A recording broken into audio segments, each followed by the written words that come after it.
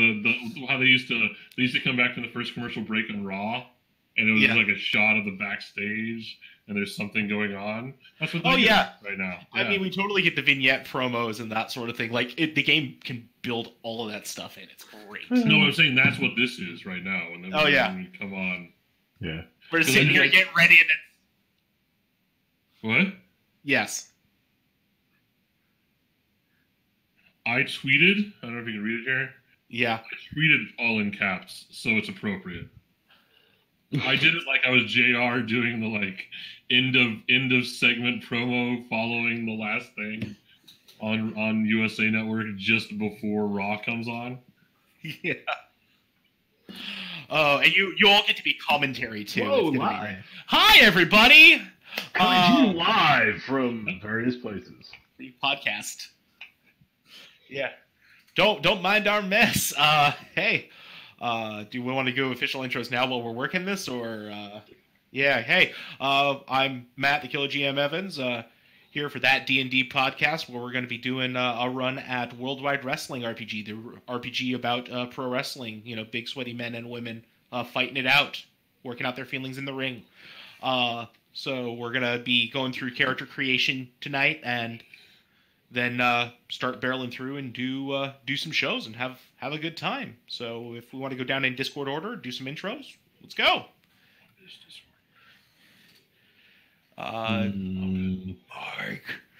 Mike is first.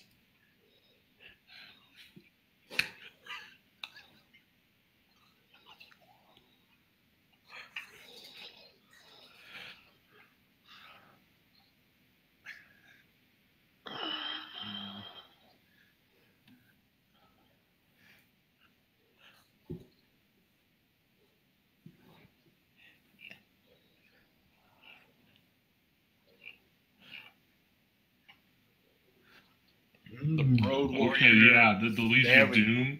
Yeah. Yeah.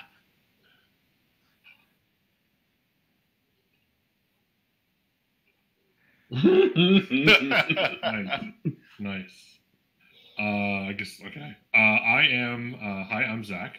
He, him pronouns. I had, on the other hand, I've only seen Sergeant Slaughter wrestle a couple of times. So my primary recollection of that character was from G.I. Joe. Mm-hmm. Yup. And the Ultimate Warrior for me is the Van Damme movie with Goldberg in it, however. So, just saying.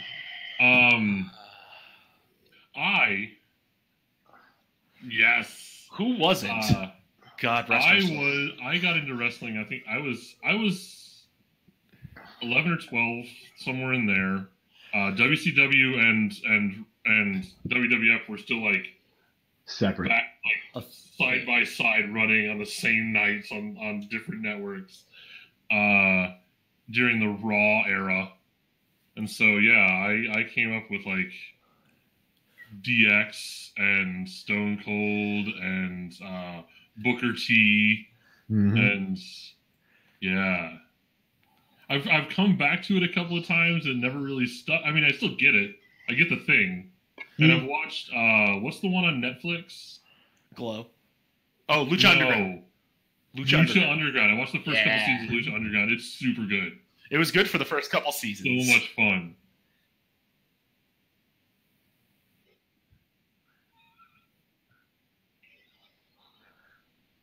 Nacho Libre. Nacho Libre. Lucha Underground is really interesting. The guy who's like Johnny whatever from Lucha Johnny Libre, Mundo. Johnny Mundo is actually in Glow and then is now on the WWE. So well, no, he's in Survivor right now. Actually, is the funny thing, and he's actually apparently doing really well. Is what I'm. Oh, well, yeah, but if I'm Survivor right now, that means he was on Survivor like 6 months ago when they shot it. But I was. Is he back in WWE again? I don't know. I just remember. I know he's been hitting the indie circuit a lot. So for some reason, a couple of days ago, I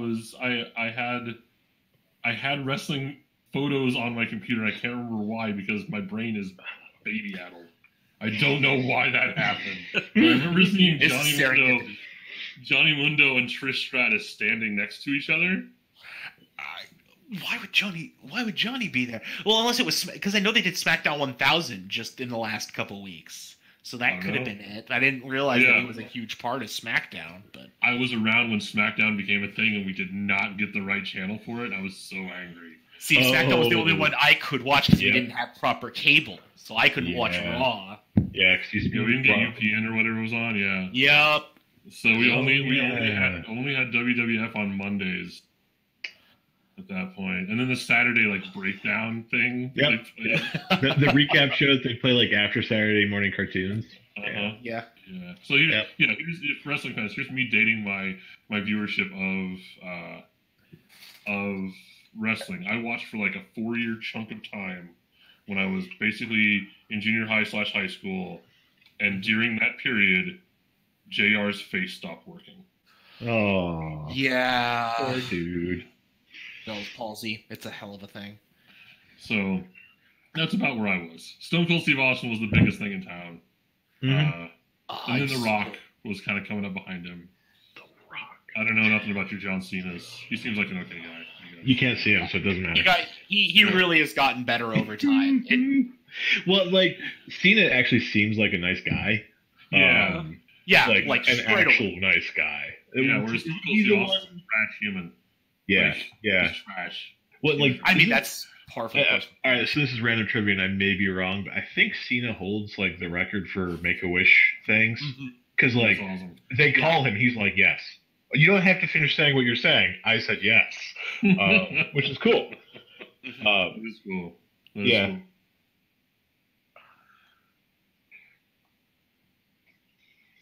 Random facts. And John Cena walks the walk, and I respect him for that. Yeah. Stone Cold Steve Austin, well, the guy who plays him, I can't remember what his last name is, Steve Walker. He threw a full beer can at a waitress, overhand. Yeah. So, yeah. There's a question of how much of that's actually character for him. Well, yeah. Boom. We'll be getting inside kayfabe.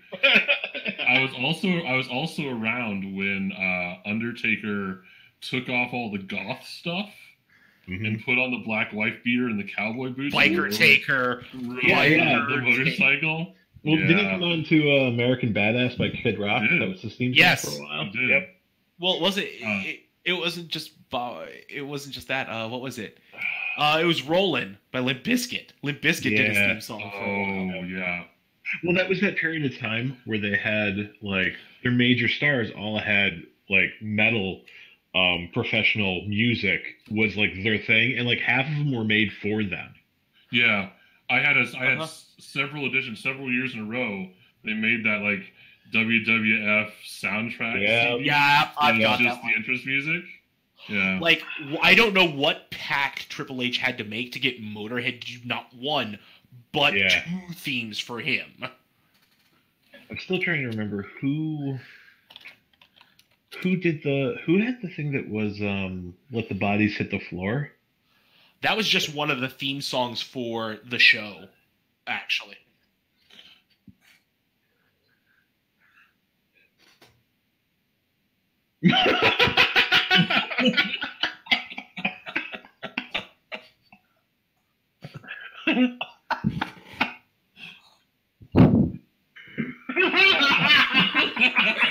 Jesus Christ.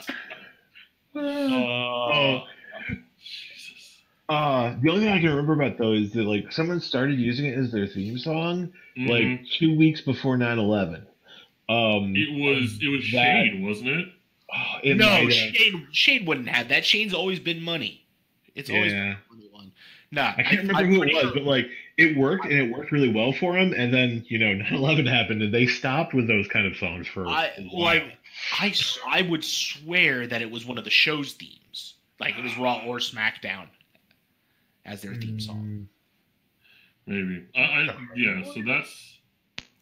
that's sort of the era that I'm familiar with. I remember watching WCW basically die. Slowly, which was sad. You're the end of the wars into ruthless aggression, pretty much. Into the wars into Yeah. Well, that's the era that came after the wars, was Ruthless Aggression.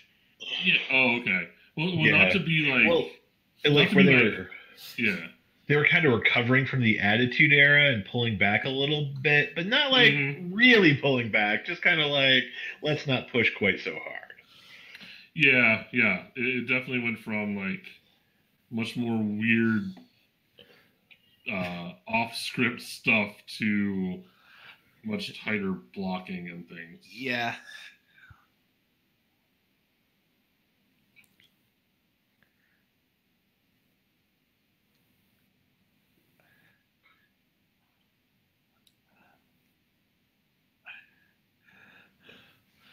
People dance with feathers and stuff. I'm not certain what you mean. I kind of know burlesque. Oh, Burlesque for boys. That's the nice way to I've heard put it. that. Yeah. I've Man heard soap. yeah. Soap Is the way operas I for put it. teenage boys. Yep. yeah, Yeah. Oh, nice. yeah. Which it's really good if Yep. you want to, learn a little more about behind pro wrestling. But go on. Sorry.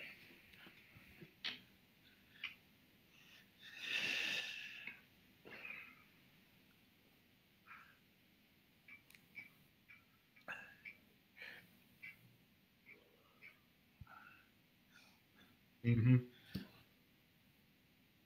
Well, yeah, because the thing about pro wrestling, even today, even with all the stuff behind it, is they still maintain the facade that what is happening there is happening, even though it's choreographed, et cetera, Well, et cetera.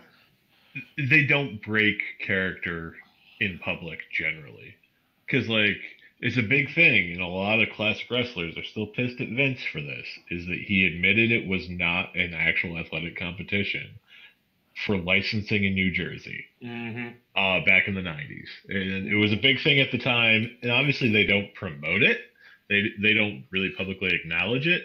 But he filed those documents where it's like, yeah, the sports commission can go away because we're not a real actual. We're not a sport. Yeah. Yeah. You don't have to regulate us like somebody's going to gamble on this because. Even though If people they do still do. gamble on it, they're morons. Yeah. Yeah. But yeah, and that's not in any way to take away from the fact that, oh my God, these guys are amazing athletes. Yeah, no, like Just, Amazing athletes, amazing one-take actors. well, and that's Yeah, actually one of the stunt things that got me originally into wrestling was that it is like one of two professions that you still deal with live crowds that don't really want to like you. on a given day, no. The other one's stand-up comic. Because like if you want to see people who can actually handle a crowd and like deal with them and stuff like that, look at stand-up comics and look at the good guys on the mic in pro wrestling, because they're the ones who can manipulate the crowd and bring them around to it. Yeah, like you have your guys like your CM Punks or The Miz. These guys are latter day guys, but they are masters at controlling Yeah. the crowd. By Well, and like everyone likes to talk shit about The Rock, but holy crap, was he good at that? Oh yeah, man! That man had people eating out of his hand week after week after week. That whole Attitude Era was about the heels. They cast the right/wrong guys as heels because they kept bringing a new heel out, and that heel would spend like 3 months being the bad guy, and then they would have the entire crowd on their side. They'd have to put another one out. So it happened with The Rock. It happened with Stone Cold. It happened over and over and over. Yep. And then that was followed by the Sad Era, where they had no good heels, and they forced Chris Jericho to become a heel, even though he's so much better as a face. Even That though is he's not like the true. baby Jericho of is an faces. amazing heel. He's a good heel, but I love him as a face. He's I a feel good like- face. He is a better heel. Jericho was sort of like at the very the end. I remember watching the pay-per-view where the Walls of Jericho timer went down, right? Yeah. Yep, the Y2K, because he came in as Y2J. And But- Jericho was another one. He's at his best when he's almost as antagonistic as Kurt Angle was his entire career, right? He's like put him right there. Yep. Like not quite over that point. Just on the right side of cocky, where he comes off as Exactly. confident and but not like a dick. And But yeah, he was been really doing a good at that. heel run for the ages in Japan lately. Like, go look up Really? Jericho in Japan. In New Japan Pro Wrestling has just been in a golden age the past couple of years. Watch their stuff. But anyways, Jericho is one of those guys. Also, one of the all-time greats on the mic. He is literally like in my top 2 wrestlers of all time, flat out. And it's partially because he's so good on the stick. Really good. He's really good. Yay. So yeah. Oh, Jonathan, did you do intro? Forgot. Hi, I'm Jonathan. Chris Jericho is the greatest wrestler ever. Fozzy rules. Anything else? Why would you say something so controversial? Fozzy is his death metal band he does on the side. I actually remember that. Yeah. He still does it. Thank you. Well, I feel like Right. once you've hit like your mid-40s wrestler, you don't stop doing the death metal band. That's just inviting the Reaper at that point. You keep doing it, so you keep getting sadder as you age, but it ensures that you do that. Yep, that you get to age. So, 20 years ago, something like that, they played a show in Syracuse. Chris Jericho was there, and I went there. I saw it was great. It was cool. We went out to Denny's with some friends afterwards, and Chris Jericho was sitting in a booth across the table. I'm like, thanks, I like you. He was cool, and I'm like, all right, I don't want to be annoying, so I'm going to go sit down again. My dad actually worked with like Chris Jericho's brother-in-law or something, and went to the brother-in-law's wedding, and Chris gave the toast there, and that was the whole thing. Well, all right, so this also brings me back to one thing I recognized at that point was that Chris Jericho's not, for a wrestler, in context of wrestlers, a huge dude. No. Seeing him at a Denny's booth, he is a freaking huge dude. that was one of the things. So when I was in high school, right, there was I was a multi-sport athlete in high school. I was in pretty good shape. Another guy with me that was like on the line with me who also played basketball and ran track. And we're like, dude, we could go be pro wrestlers. And we like looked up what the sizes were. Like, we were the same size as the fucking Hardy Boys. Like, the guys who do the backflips off the top rope? No, thank you. No, that's not. Let me power slam somebody. Boy, you want to talk one of the about small some people. trajectory. One of the small people. Yeah, and this is the days when like Mark Henry and the Big Show and Oh, jeez. Oh man, Mark Henry, holy crap, that man. and, Yeah. Bruisers. By the way, speaking of the Hardy Boys, if you haven't seen the Hardy Boys, they have gone some places. Let me tell you. The broken Matt Hardy. Back in the day. No. Matt and Jeff Hardy, who basically were backyard wrestlers that actually got to go pro. And they wrestled like it too, because they would just climb things and do swanton bombs off of them until the other guy stopped moving. I believe ladders were their forte. Yes, that's correct. Ladders. Well, it was very interesting. Yeah. They and the Dudley Boys had two very different approaches, but they both used ladders a lot. Well, the Dudleys were famous and still are famous for the tables, and that is what you go to see the Dudley. But the Hardy Boys and the Dudley Boys were the original tables, ladders, and chair match, right? Mm-hmm. With and Edge and Christian as the chair part of that match. Oh, were they there too? Edge and Christian. It was a three-way fight for the tag titles with all three of them, and tables, ladders, and chairs were legal. Okay, I remember that now. Because remember, Edge spears Jeff Hardy off the belts when he's hanging from them, because Jeff Hardy is out of his mind on drugs and has no regard for his safety as a human being. I remember that now. It's interesting. Edge. Speaking of the Edge plays a cop on a TV show that I've watched. It was very strange. Huh. Yeah. That's weird. We're just kind of hitting the wrestling beats here, but that's fine. We're getting ourselves. We're basting in the juice. Yeah, right? Like, that's fine. I have no problem with that. Happy to talk. You said that earlier, and I think that you can only count to 4 song, and it's It's everything I imagined it would be.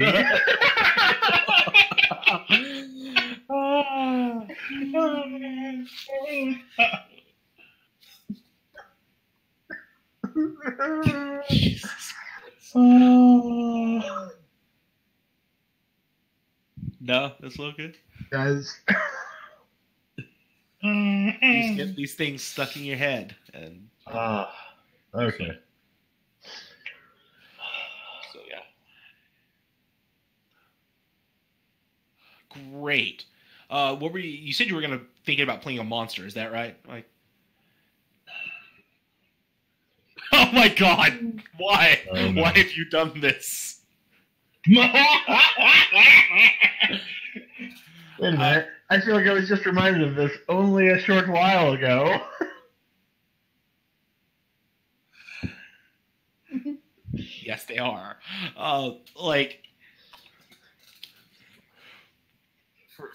for those playing the home game, Mike has linked an NES screenshot of a creature called the Amazon, who is an 8-bit creature from the Black Lagoon, from parts unknown, no date of birth, 6'1", 230 pounds, with the specialty moves of the Piranha Bite and the Outlaw Choke.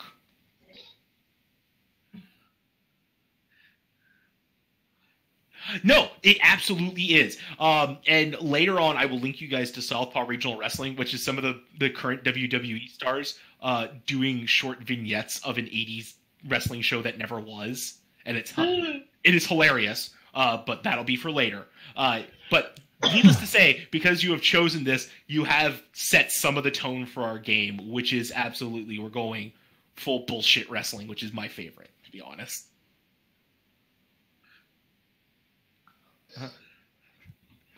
I mean,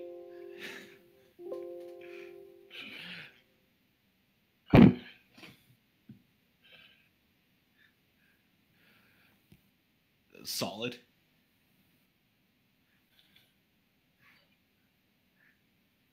Nice. Yeah. No, that's good.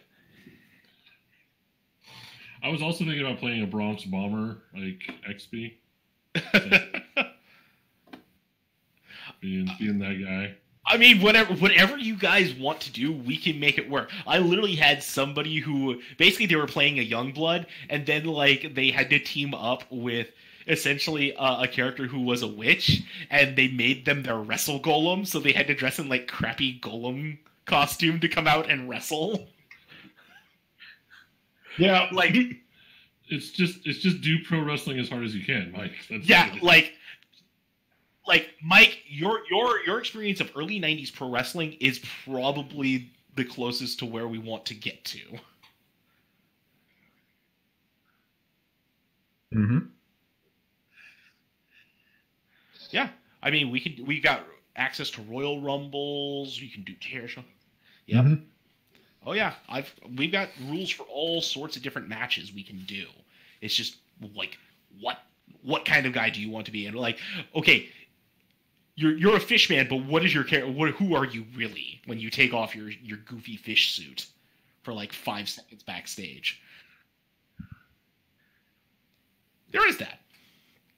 What? There's a game involved here? What are you talking about? I know. I mean, we just sit here and talk wrestling for 3 or 4 hours, and I'd be just as satisfied personally. But the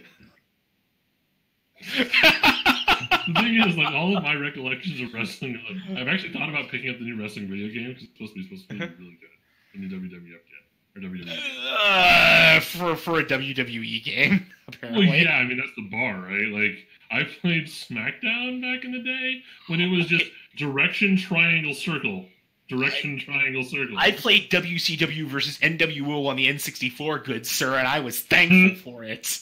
Oh, I remember WWF Attitude on the original PlayStation had actual move lists where you had to do like fighting. It was a 3D like stalk towards movement thing. And you had to like input commands, like throw the Hadouken, and they would do the stunner. It was wild. Yeah. Wrestling video games are generally are traditionally bad. This one seems like it's okay. And I'm not buying Red Dead Redemption. So, Right. We're not on that train. But I'm also not supporting WWE products right now also because they are associated with the Kingdom of Saudi Arabia. So we need to just put that out there. Like, literally...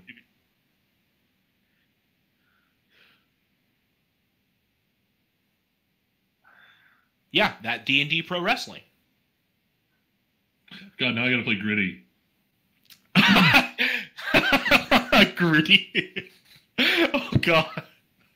Gritty would be a hardcore, wouldn't it? Gritty would absolutely be a hardcore, yeah. Oh, jeez. Hockey sticks and t-shirt cannons. Hit a guy with a Zamboni. What's he got there? Oh, God, he's got one of those t-shirt cannons on the humanity. I think that man is broken in half, but it's impossible to tell through that suit. And you're just flailing helplessly in the mascot costume. But yeah, that coffin match, but they can't fit me in. That to say, if you do want a wrestling game, Fire Pro Wrestling is out on the PS4 and is generally well regarded. Okay. Also, if you want to watch wrestling and don't want to support WWE, watch New Japan Pro Wrestling. Good stuff. Anyway, so yeah, and you can do Create a Wrestler on there. You can make all sorts of things. I was also thinking the time bomb seems fun. The time bomb's pretty good. One broken hip from retirement. Yeah, gosh, you're essentially like old man Undertaker, just like trying to wrestle through everything. I do like that the art on the Gatekeeper is basically just like a hybridization of, is it Edge? Let me see if I can find that one. Not again. Edge. What was the guy who married Steph? What was his name? Triple H. Yeah. No, well, the guy who was Steph's boyfriend before that. Oh, I don't remember who that was. Really tall dude, long hair. Because it looks like a hybridization of those two guys, Triple H and that guy, whose name I can't remember. Gosh, give me a moment if I can see it. These are all the season 1. Give me the actual one that I care about. So many. There are 15 to 16 different playbooks that people can choose from. So you have a few things to work with there. Darn it, this one doesn't have the illustrations. But no, I get it. And a lot of them are like that. You can see the hallmarks of different wrestlers in the art style. Yeah. So, but yeah. So, are you gonna stick with the National Natty there, Zach, or are you thinking? Are you gonna switch it over? I don't know. I think. Let's assume I am. I'm not sure what playbook I'm going to go with her. I like the hardcore, just as like this like badass person who smashes people and stuff. Well, I mean, it's really, really fun because then every match you can choose to make a hardcore match, and then we just bring in all the weapons. That's what I was looking at. I'm just like, okay, no, I'm in a match now, so there's weapons.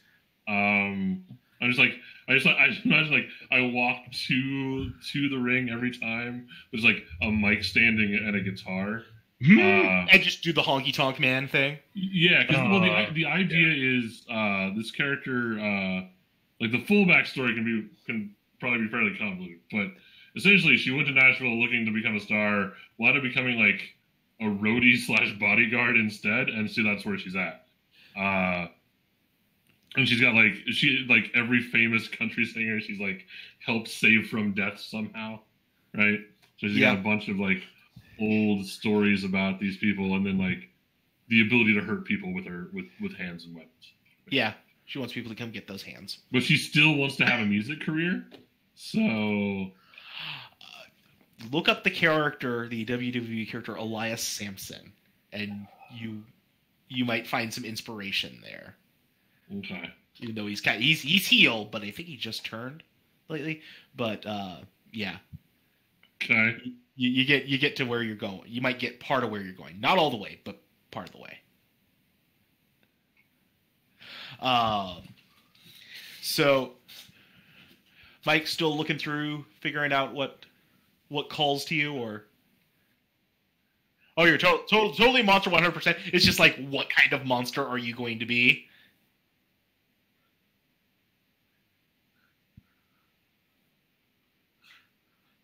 Okay, like, just putting it out there. The Kane and Undertaker and the Boogeyman, like, all happened while we had, realistic, like, Kurt Angle, the Olympic champion, etc. Yeah. So, like... Mark Henry, World's Strongest Man. Yeah.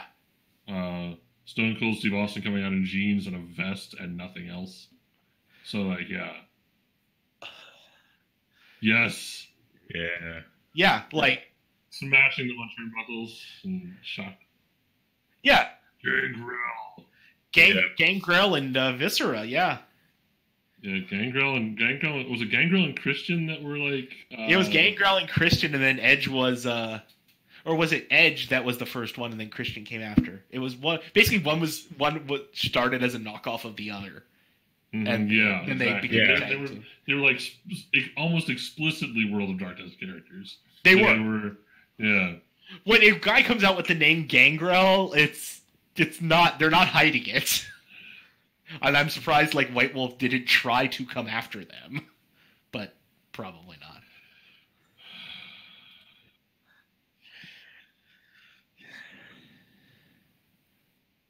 Mm-hmm. Yeah, there have been literal wrestle vampires. Which is funny because if we do a game next week, it's absolutely going to be WrestleVania, and you all can suck it. WrestleVania, yes.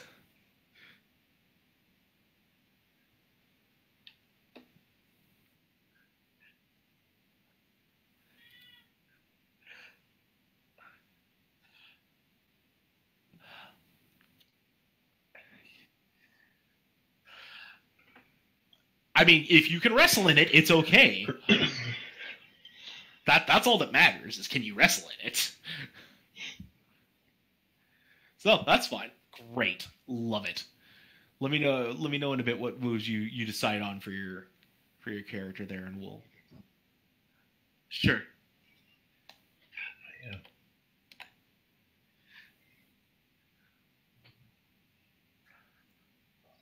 So, like, you choose your stats up, and it should tell you, hey, you've got these stats you can choose.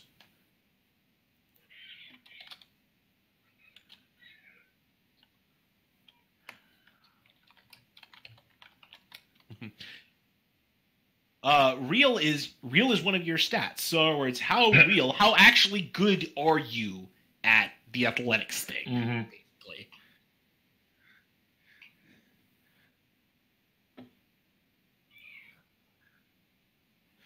Well, it means they're good at making it look like you're picking them up and throwing them around, depending.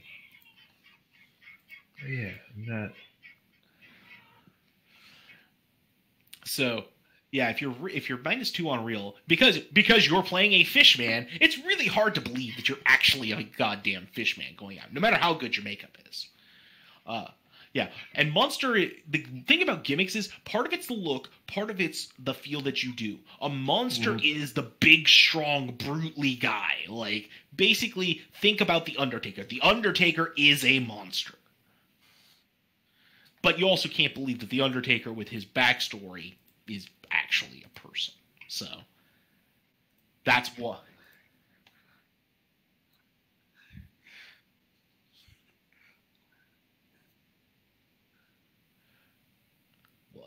was.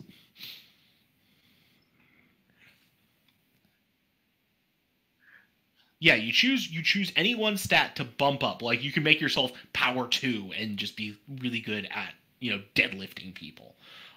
You can add 1 to your look and just be like, yeah, I totally look like a fish. Okay, so, like, you see all those ones on the side where it says cut a promo, wrestling, etc. Those are the baseline moves that those stats key to. So you can use your strength you can use your power while you're wrestling to, like, look really powerful and fling people around. Look is you look really flat, you have flashy moves, and you look really crazy while you're doing it. Real is you actually know how to wrestle, so you make the match look good using your skills. and I think the last one is heat. It's not heat. We'll use heat. Yeah, work. Yeah. Work where you actually no, work is where you actually know how to wrestle. Real, you don't. You never use real while you're wrestling unless it's a special stipulation match. Yeah, you use real to hit people found objects. So. Well, yeah, you use real when you're actually trying to make something hurt, because that's what working stiff is a move, and stiff means you actually hit somebody. Yeah. It is. Yeah. Yeah. It's like one of the 4 base So stats. I'm looking at the monster right now. Look at the stats. Yeah. Yeah, and you can use all of them at real to wrestle, and work and real stiff is the version of wrestling where you hurt someone. Where you're actually trying to hurt somebody. You usually don't do that unless somebody's ticked you off. Or you think you're going to trying get to ahead. send a message. Or you try to break kayfabe, which basically means you drop your character to do something like, alter the results of a match, or the fishman suddenly decides to talk. Not really. Basically, anytime you do something that isn't necessarily in character or a part of the script per se, then that would be a break kayfabe. Which I'll tell you if it is, but usually you'll be able to be a pretty good judge of that. Momentum is like a hold / forward type of currency. You gain it and you spend it. The baseline is you spend it to boost your rolls and to activate either your heal or face move. Sure.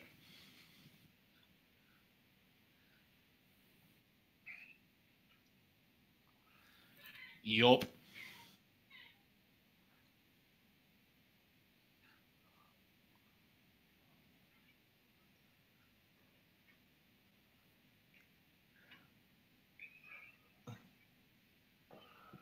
Yep. Mm-hmm. Yep.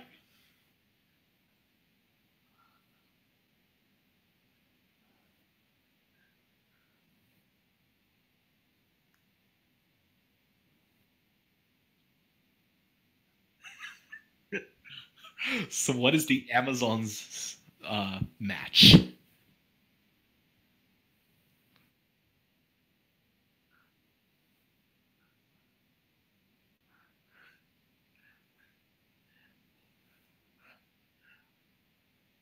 Mm-hmm. Oh, yeah.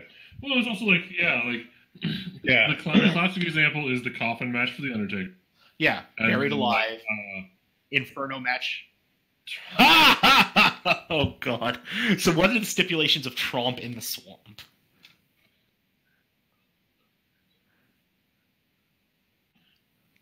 So it's literally mud wrestling.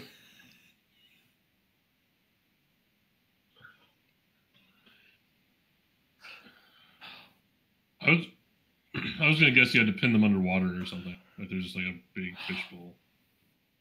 What if it was like mud and green gelatin? Ew. I've So it sounds like Mike, your audio is not coming through the stream.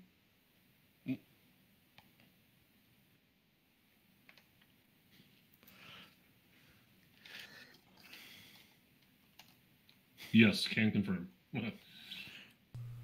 1, 2, 3, 4. Get your booty on the floor. Gotta get up to get down. Hey.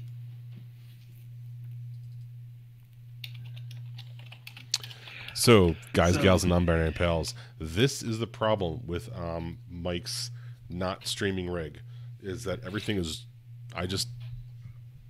sorry, y'all. So the good news is that there is no good news because I was recording not my microphone, and the YouTube audio will also be terrible. So it is what it is. We'll just have to live with it. We're doing it live. They can, yeah. The period where you're reminiscing about wrestling history is gonna be fun, though. yeah, Like it's gonna be wild. The rest they can probably put together from context, but yeah. Okay. Yeah. Thank you, So, Bad Crow, Trump- for telling us. Trump in the swamp. Okay, we can absolutely make that a match. And yeah, whenever you want, it'll be that your opponent will have to go into Trump in the swamp. Okay. And it's gonna be awful. I love it. Okay. Anything else you want to tell us about the Amazon? Oh yeah, where is he? I don't know. There's probably something like real kitschy that they do. Like there's like sushi. Do they just like eat raw fish as they're coming out or something? Yeah, or like like maybe food is involved God. every time before like That- their entrance music. That's the win condition on Trump in a swamp. Is you have to like force feed the other person. Oh, Or wait, or you have to get the fried chicken that's hanging from a hook from the ceiling. Oh no, we're doing raw. It's raw fish from a pole match. Oh God. God. You're welcome. This is why it's your signature event because nobody else will win. You gotta find the boot in the swamp in order to win. Oh There's a man. ladder buried in the muck. You have to like stand it up. oh, that's horrible. Oh man, that's rough. I love it. Like just the worst we can make it. Yeah, but like it could be that he just like he's attracted by like food or what have you. Like he fights for peanuts, but the peanuts are fish. I don't know. It's like the crocodile from Peter Pan or whatever. He's just Is it super terrible and they like bring you out in a cage and release you into the ring? I'm not sure. Is that better? Like, or like, where it's just like, are you not entertained? You know, like people fighting the wild animal, or like that's pretty good. I think. I don't know. maybe. Is he a wild animal? Is he intelligent? Like as a character? No, I know. Does he ride to the ring on a motorcycle, Mike? Is the question. He gets off, takes his helmet off, and just fish ears pop out. He just rides an airboat in. So it's I just, love the idea of removing a helmet and having water pour out. it's just AKA Florida Man, I guess, right? I mean, a fine and noble endeavor.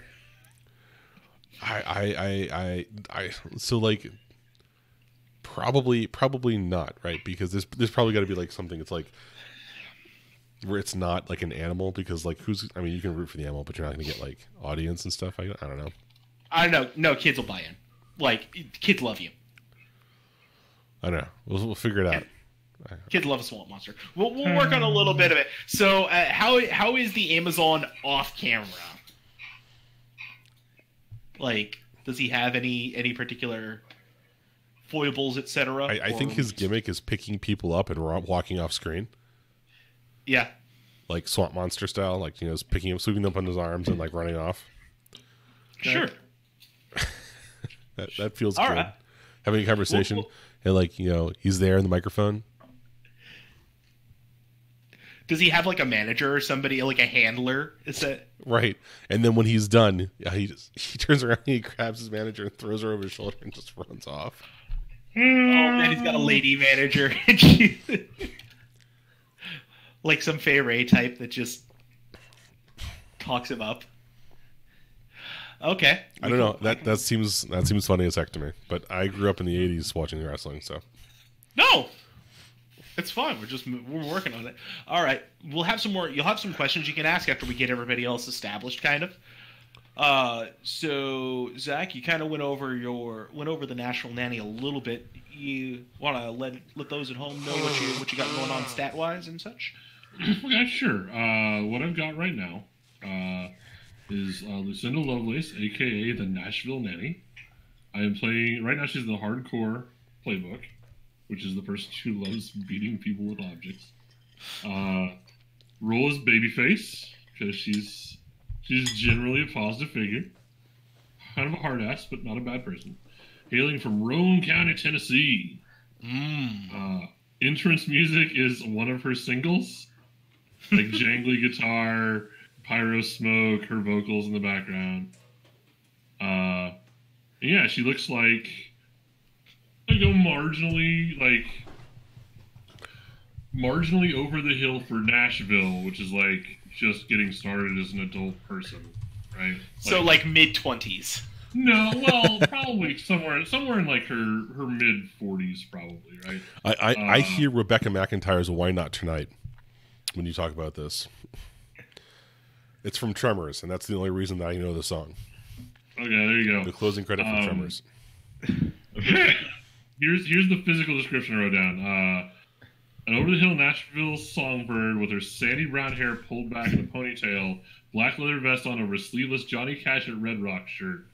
Guns out, showing off cobbled-together sleeves of tats on lithe, muscular arms, well-worn jeans, and comfortable-looking combat boots. She looks like a roadie. She dresses like a roadie because that's how she's comfortable. And she's got like a lifetime of tattoos and some scars from fights and things. She looks like a hard ass, but not like she's not like threatening everyone with abduction like the Fishman. Excellent, most excellent. That's right.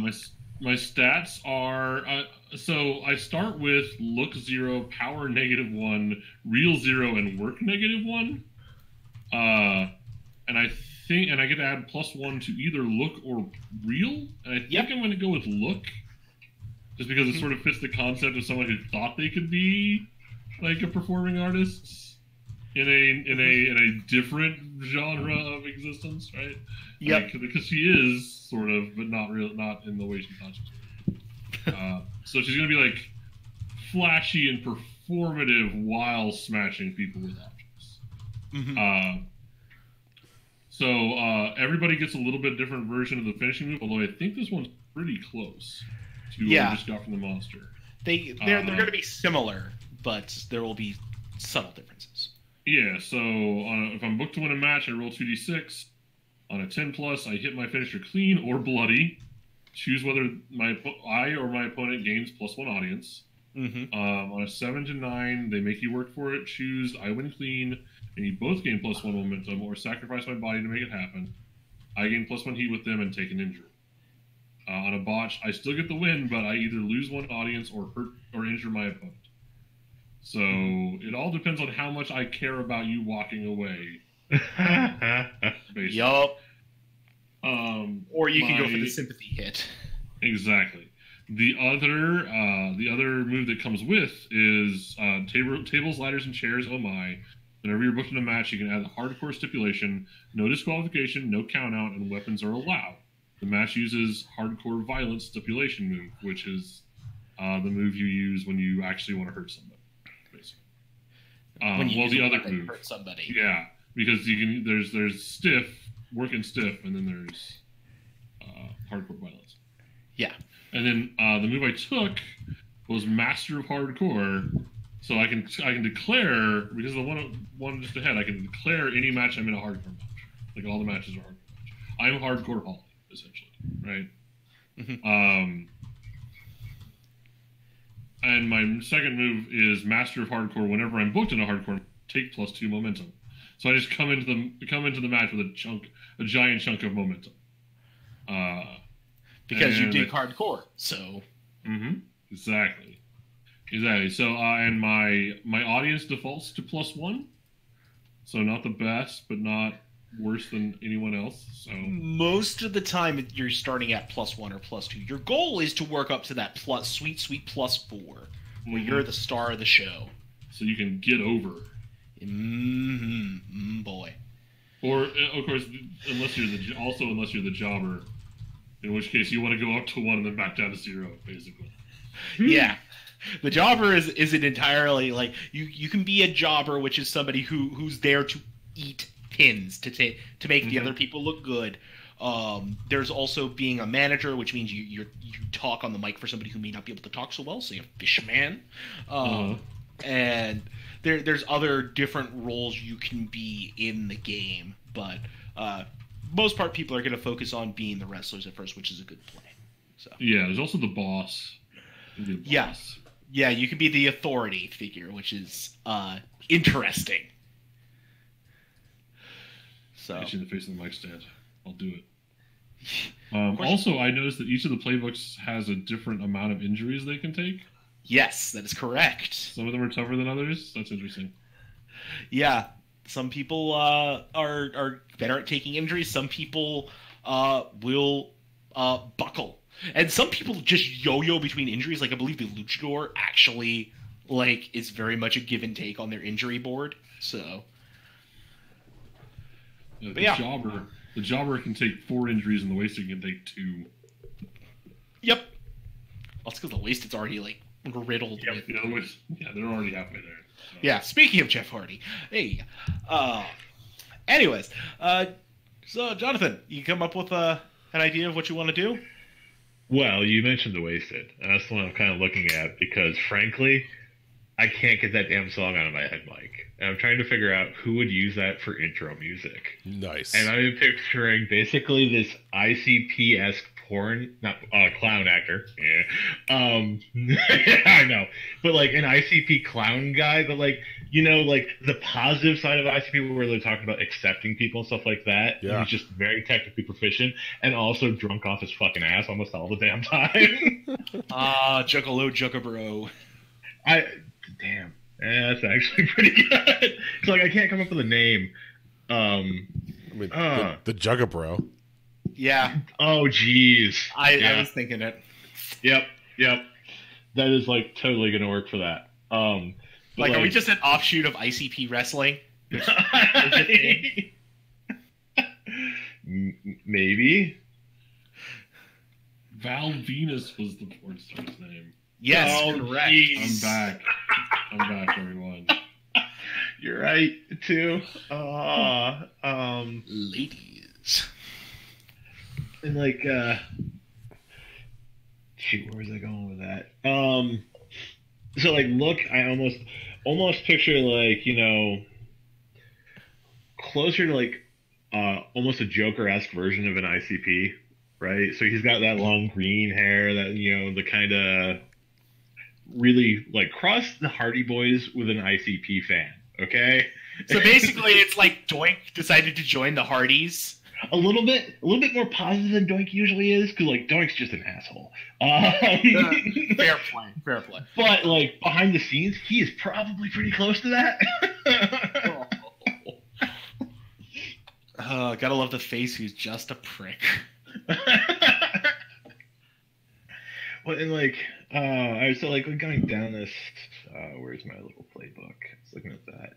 So you start with look +1. Click the button. Darn it. Look +1. Power -1. Real -2. I don't know about that. -2, and there's a work 0. Then add 1 to a stat. The one I'm definitely thinking look for this guy who is mostly. God, everybody's looks. Nobody knows how to actually fucking wrestle. This is great. Yep. He's definitely a baby face right now. What else? We can talk over his finishing move. Moneymaker. When you go for your finisher, regardless of whether you're booked to win or not, roll 2d6. 10 is a hit it clean. Gain audience. 7 to 9, you get a little audience, but something goes wrong. Lose on momentum and choose 1. Your opponent no-sells it. Lose -1 heat for them. You injure yourself. You injure them. On a botch, you forgot the booking.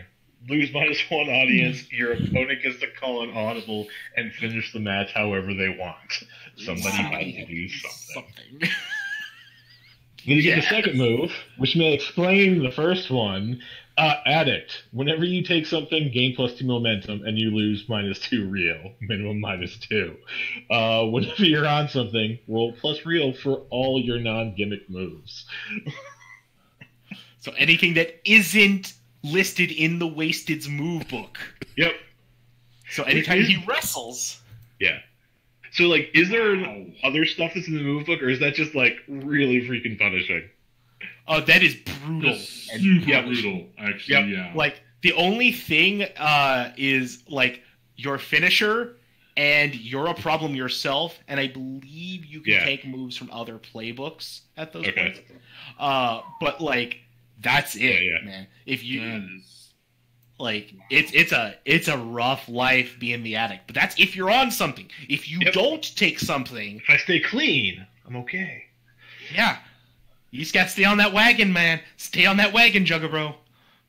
Yeah, and so I also get a pick one here, and because it's named this way, and I have to do it, I'm going to take completely insane. You can replace any stat with plus look when you do something that's just plain crazy. This overrides addict. If you botch, you injure yourself. So he can still get completely wasted at that point, and he'll roll his luck, which is great. But if he fucks up bad. Yeah. And hey, I have a whole 2 injury boxes. I don't know what you're talking about. Oh man, I can't wait to see what happens when he has to retire because he got his spine broken. Yeah. It's like he got smothered in the In the swamp. The Trump in the swamp. Oh yeah. Ladder fell on top of him. He couldn't figure out which way was up. Died. Drowned. Very sad. So yeah, that's what a fine, upstanding bunch of citizens you are. Liar. I don't lie. Don't say such things. Okay, I'm gonna fall. I'm sorry. I might stretch the truth a little bit, but yeah. Anyways, so yeah, these are some of the fine stars you will meet in that D&D Pro Wrestling. Next thing we're gonna do is we're gonna actually establish heat. So what this means is you're gonna basically establish your relationships that you would have had prior to the game starting, and this determines how much the audience wants to see you interact on a given night. And this also can fuel some of your confrontations. And it goes from 0 to 4. 0 means you don't interact, nobody really cares if you guys interact, that sort of thing. Whereas a 4 means everybody wants to see you throw down. You guys, they have to see you go, or they're going to, like, riot. And so it's going to start out somewhat all right, but then as the game goes, the heat will build more and more until you have a match to blow it off. So, who wants to go first with asking the questions? I mean, it's only fair that I go first, right? You want to take first? Okay. Find So my the way it character works is you ask one question for each other wrestler on the board. So, or is it for each wrestler? I forget. I It's think each it's other, for each other player. each other player. So you get to ask 2 questions off your list. People can answer for multiple questions, and yeah, and multiple people can answer a question. Oh, those are again. So 1 question per other player, and our questions are the Nashville Nanny, right? Well, you're going first. You ask off your monster list. Sure, but so my heat is on your turn. Ask one. Write down each other wrestler's name. So we've got the Juggerbro. Mm-hmm. Are you the Juggalo, right? yeah. But can I pitch a thing? There's this really close Okay. to Juggernaut as well. Like you're like right there. Okay. So whatever you're on makes you feel invincible. PCP. Right? Oh my god, is he just straight up mainlining PCP? You know what? If we do this like as like an Oh my god! I have to somehow come up with a finisher that lines up with that.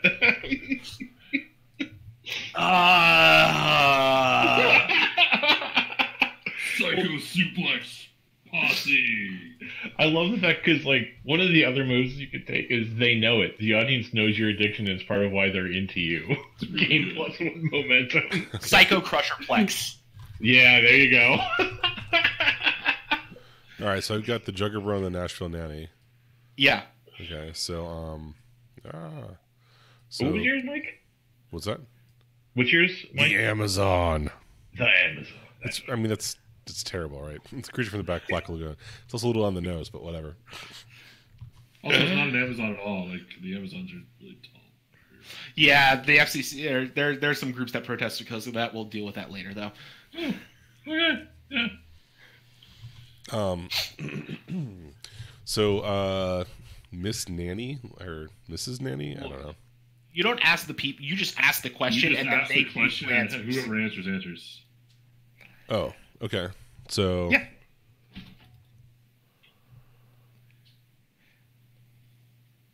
When your turn, ask one question per other player. When answered, gain +1 heat with their wrestler. So, like, who helps me come up with new directions for my character? I could see being cool with you. You know, because if he's going with that whole aesthetic of you just come as you are. That's what you are, and he accepts you, and like he's totally down with your fish thing, right? Get down with the fishness. Yeah, I mean, that's just who you are on the inside, man. It's okay. You gotta be yourself. Swim and express yourself. Thanks, man. I'm just going through some stuff right now. Yeah, it's all right. You want to hit? Okay, so you take 1 heat with the Jugger Bro. Who helps me come up with new directions? I imagine the Joker is also just sort of wandering around backstage, reassociating ideas. Yeah. It's just like you come up to when he's high or something. And it's just like, do you know what you should do, man? You should like stuff a fish down his throat, man. That will just totally fucking piss him off. It'd be Like, you hilarious. told literally everyone this, Yeah. and like the Amazon was going like, yes. Yeah. Everyone's like, yeah, okay, whatever. Kratos like, what the fuck are you doing? Get out of here. So the other two, who made me look weak and who can stand up me in the ring, are like soft pitches to Zach's character already because they like to beat people with weapons and stuff. So I'm gonna ask the other question: who is terrified of me backstage? I'll be terrified of you. Yes, I'm terrified. Why? You're a This is my giant, question. terrifying monster. Oh, baby. Sorry, I keep getting distracted by an infant. No, this is baby. Yes. So do we both get heat? Yeah, it was just No. my question. Yeah. It's just Mike. Just to know. Because sometimes heat can be one-sided. Mhm. Like, you could be keen to interact with somebody, but they want nothing to do with you. Or it represents, like, pull that you have backstage, maybe. Heat's a very fluid medium, as a lot of things are in this game, actually. So there we go. So you got one with each, which is good. That means you got something. So All right. important question: Jugger Bro spelled with an A? There's Yeah, an A yeah, in there? bro. Yeah, I'm gonna go with that. Thanks. Just, Just to clarify that. Just in case. great. So, National Natty, you want to ask some questions? Sure. Let me look at what I got.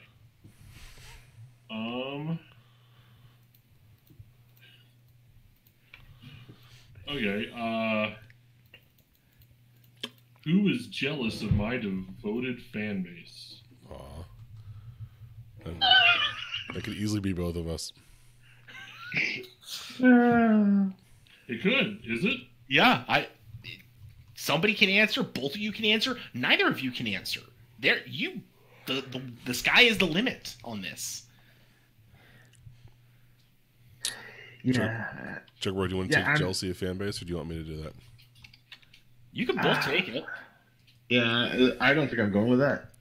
I don't think he gives a shit about other people having fans. Right? But what if they're taken from his base? Like, Nashville Nanny taps directly into like where Juggerbo would be coming from. Take a look at her. No. You want me to take heat for that? I mean, clearly I dress up like a fish to be accepted by other people. And the fact that National Nanny doesn't have to do that, just Yeah, okay. Yeah. I like it. All right. Good. So, who's returned from an injury I gave? Ooh. Oh, Yeah, I'll totally take that. good. Good. All right. What about you, Amazon? Have I beaten you guiltless? No. No. Maybe you haven't accepted a match with me yet. I don't know. Amazon's safe Yeah, worker. maybe I've just been avoiding you. Or maybe Amazon's suit has been protecting him from the savage beatdowns National Nanny gives. I'm like 25% rubber by volume. Whereas Juggerbro's insensate addiction lets him take far worse injuries than he probably should be. Well, and like I imagine we still argue about whose fault it actually is. Yeah, it totally can be. Yeah. So yeah, that's perfect. So 1 heat on each of those. Yep. And so when we come around to me here and I ask my question, this isn't totally leading in any way or anything. Who did I'm trying to get back to where I was so I can get this wording right. Who did I last injure while I was high?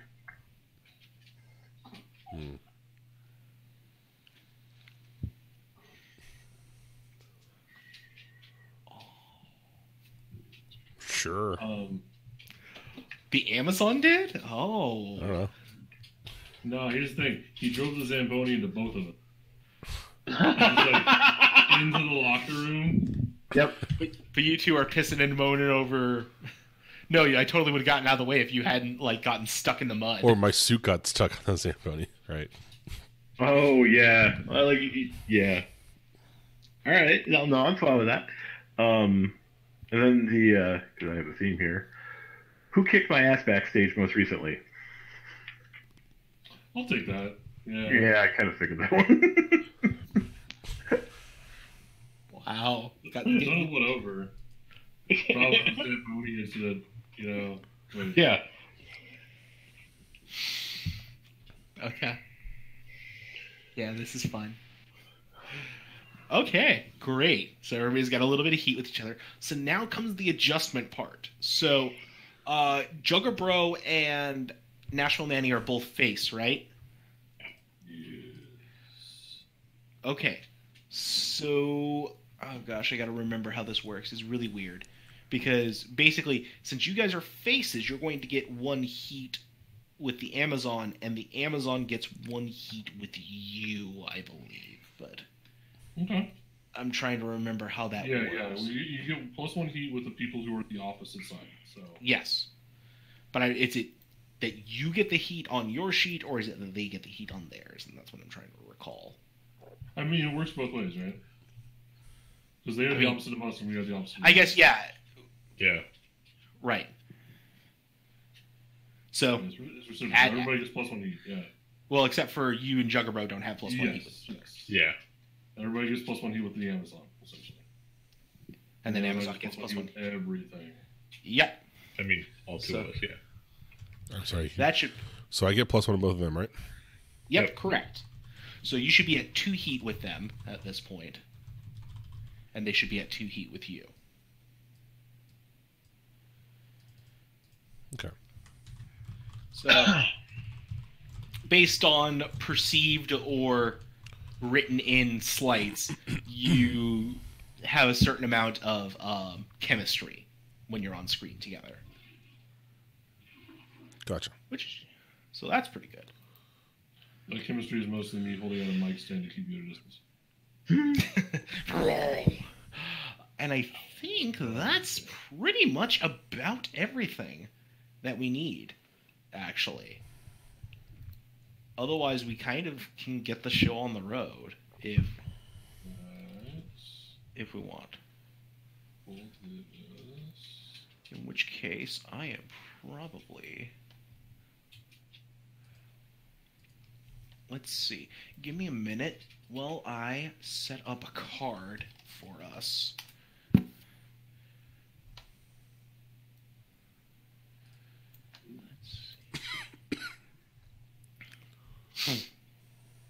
Yeah, going hardcore is like scary. Yeah, oh man. Hardcore will mess you up, but good.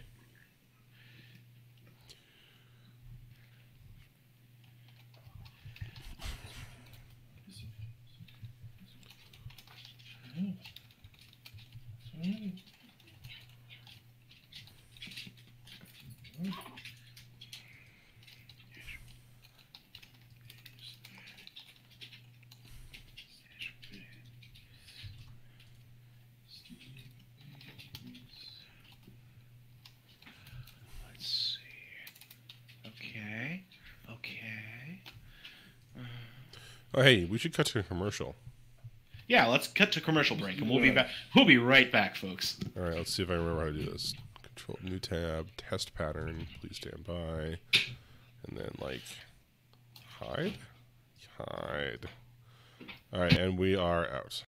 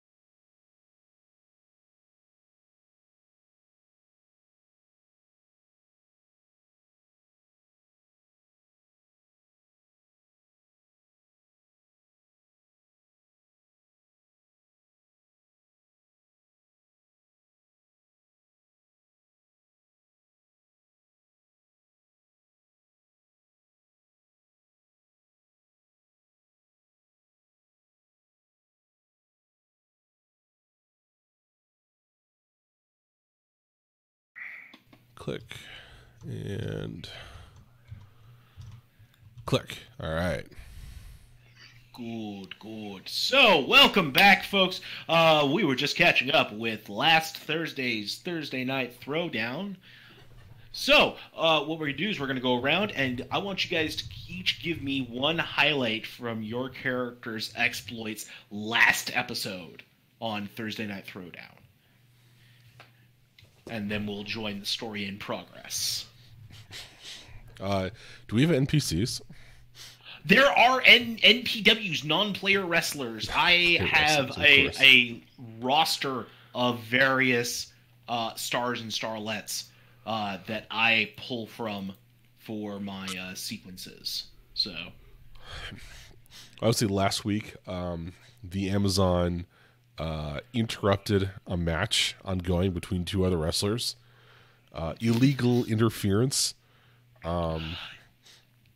As a matter of fact, the match you interrupted was between the Juggerbro and Alexander Slamilton. The $10 pounding father, you know. Yeah. Alexander Slamilton. That's amazing. Okay. So, all right, great. So you interfered in that match. What did the Amazon do? So is Alexander Slamilton heel or face? Alexander Slamilton is a heel. Okay. So then I interfered with the Juggerbro, causing Alexander Slamilton to execute his trademark $10 suplex or whatever. Yeah, a $10 superplex. We could do that. Sure. Or like he never gets it off, but this time he just made it work. Well, it's because there was interference, right? So it's like maybe it was his first win in a month. I don't know, but anyways, yeah. So that will be my highlight from last week is illegal interference with the match. Yeah, no, that sounds about right. Okay, that seems heely. Yeah, no, that's exactly what a heel does. Nashville Nanny, what did you do last week? Well, last week I prevented the hardcore title from changing. I was not in the match, but I pinned the champion under an amplifier. I kicked him down on top of him, and the challenger could not get it off of him to successfully pin them himself. So it was a count out. What? It was a count out, basically, or a double contest. Yeah. It was a no decision DQ. So the match has to be. But I could not stand to let the challenger take the title. It's my title. I'm the only one. I guess they were going to take the title, but oh gosh, where is my thing? I had a notepad with just a bunch of different wrestlers, and I am trying to get a hold of it. Yeah, so I ambushed them there at the ramp, and I put both of them down. Oh, for a second, you know who it was? It was Astronaut Monkey. What? I definitely dropped the giant intro speakers on a monkey. I definitely did that. Well, their name is Astronaut Monkey. It's technical. You wouldn't understand. They're clearly a spider monkey with a helmet that I dropped a set of speakers. Where is that spreadsheet? Because that'll do for getting me through for right now. Patriot Games, there we go.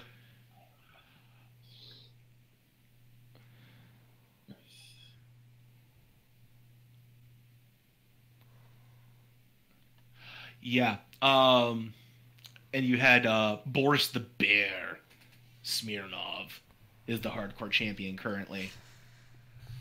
Okay, yeah, so I dropped the speaker on Smirnov.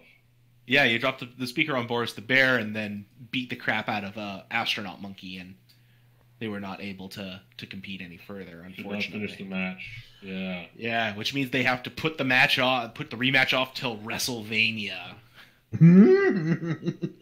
Which is next week on pay-per-view. Ooh.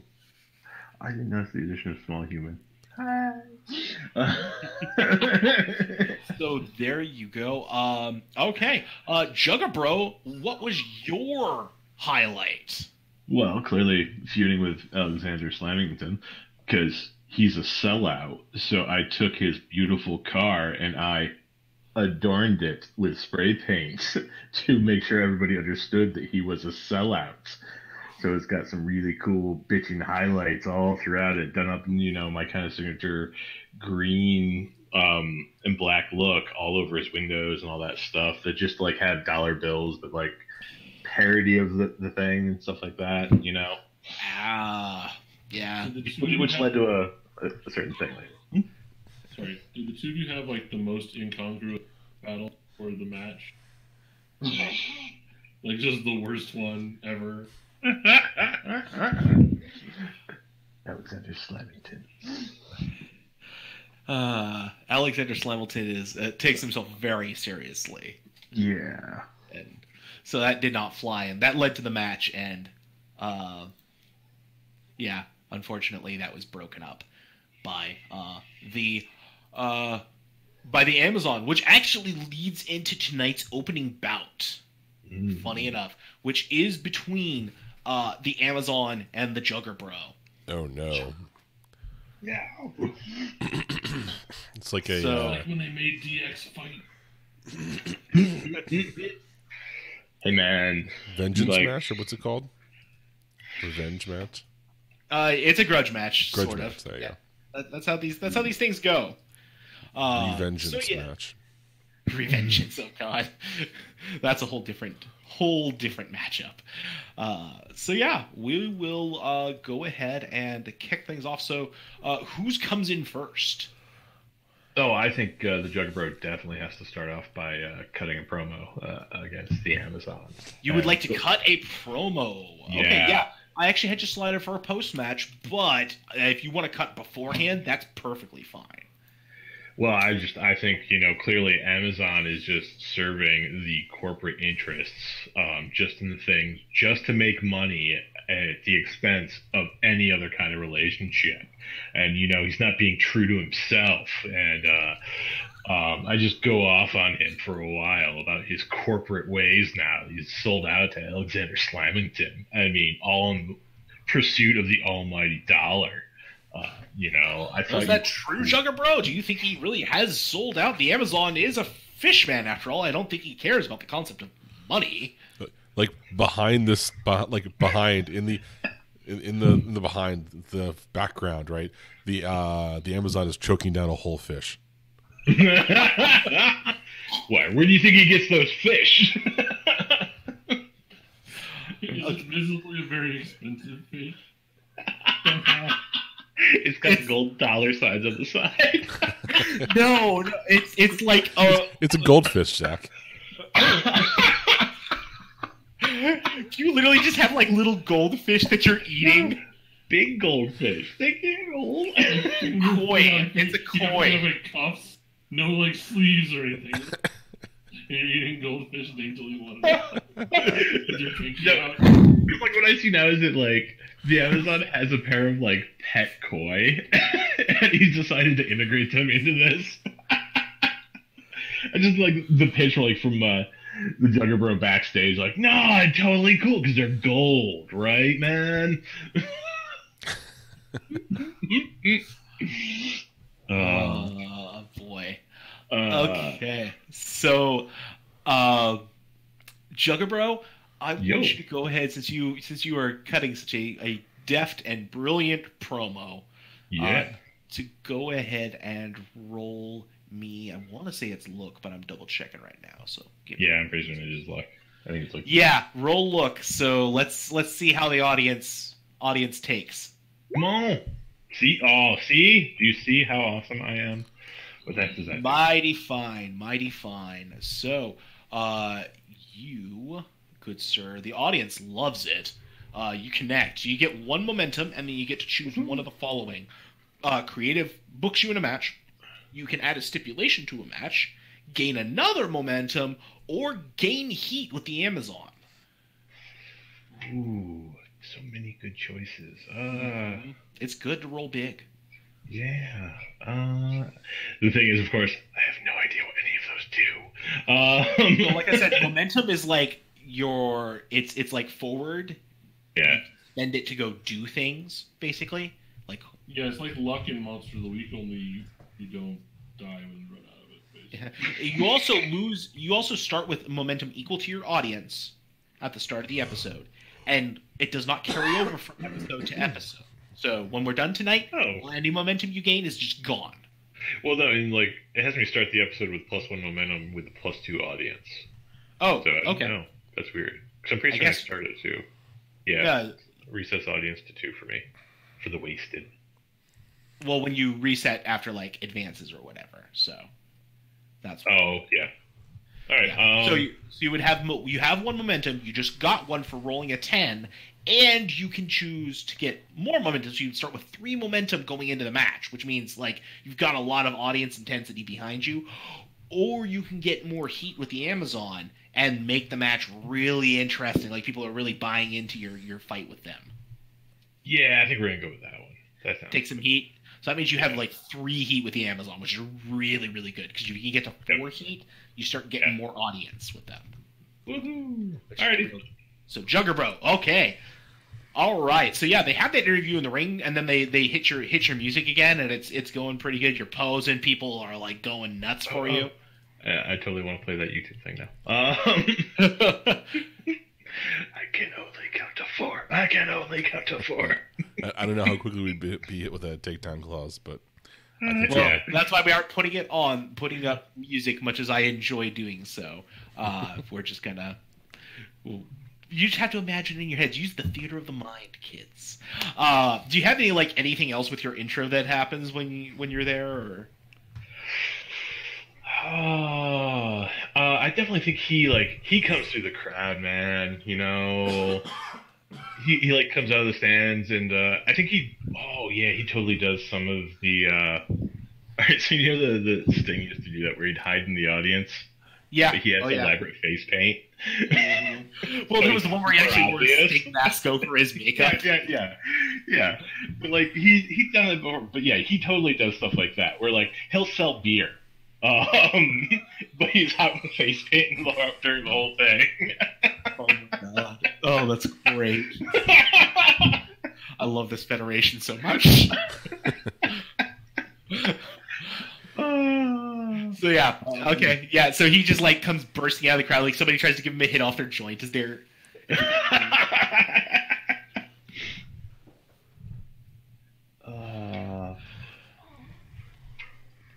And he gets into the ring. Is there anything else, or are you ready to ready to go?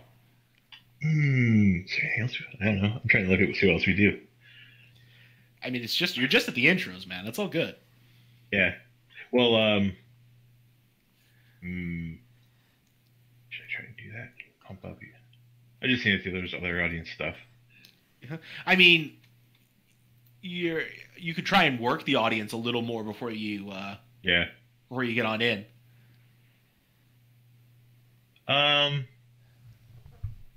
Yeah. Well, and actually, so when you pump up, the otherwise work to the audience. I'm kind of gonna call that the coming out of the crowd thing. I don't know if we did the promo. So yeah, he'll spend some time just riling up the audience and stuff like that. Okay, so you're just kind of getting them pumped up and that sort of thing. Yeah. Okay, if you want to roll plus audience, go ahead. All right. What the heck? Audience is plus. Where is audience? Your audience is 2. You started with 2. Audience 2, right? Oh, that's right. Yeah, we were just talking about that. Brain work good. It's good brain. Good brain. That would help if I could type. We become so addicted to using buttons. 9. That is a 9. So they do pop. You still get them. You just get 1, though. So you can either get 1 momentum, or you can start with control of the match. Ooh. I don't know what either of those things mean. So we're going to take the second one because it sounds cool. Control of the match is good because that means you're dictating the flow of the fight at that point. So, all right, Amazon, it is your turn. How do you come into the ring here? So I think the lights go down real low, and then there's crickets and frogs and swamp critter sounds, and then you got the lights that flash on and off softly like fireflies and stuff. And then some people have got their cell phones out and they're kind of waving them around. Bray Wyatt does this, by the way. It's really cool. Anyways. And then he comes out and it's all not moving like a normal person, like that whole thing, right? And then it's probably I don't know, Swamp Rock. I haven't figured out what goes next. If his manager leading him out, that sort of thing. Yeah, I figure the manager's got to have some sort of right. sometimes it'll be like the manager will have like one of those dog pound sticks with the leash thing, with the metal thing, Yeah. or sometimes it'll be like a fish on a hook, right? Or CCR, like something like that sounds good, and like this time we'll have I like the fish on a hook idea, and then he throws it to the ring to get him to go in the ring. Mm-hmm. And I don't understand like any of the moves or any of that stuff, so like if I'm missing something, let me know. Yeah. So yeah, you're able to get in and like you're goaded in by your manager. Yeah. She tosses a fish in the ring, and I go in after it. Right. Yeah, cool. Yeah, the audience is like, boo, hiss, go home, fishman, go back to your swamp.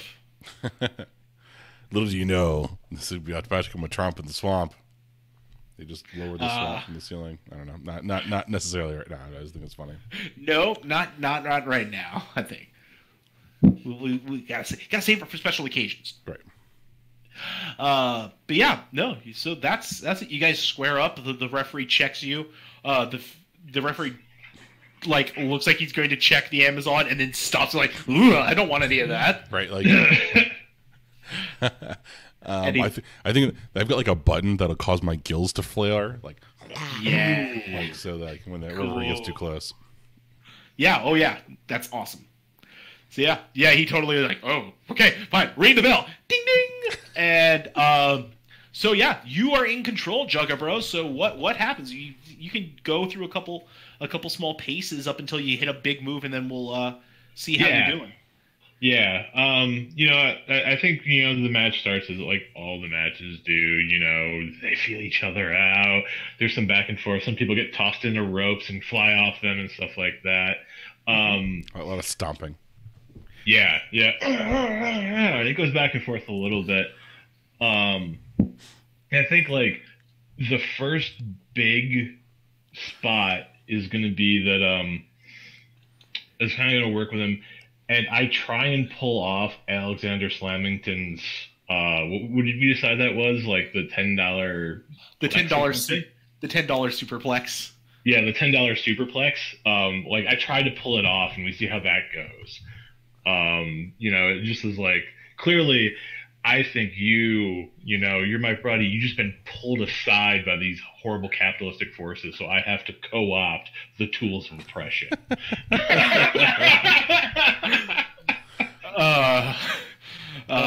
This is beautiful. So, okay. What was that? I was just reading it. So I was.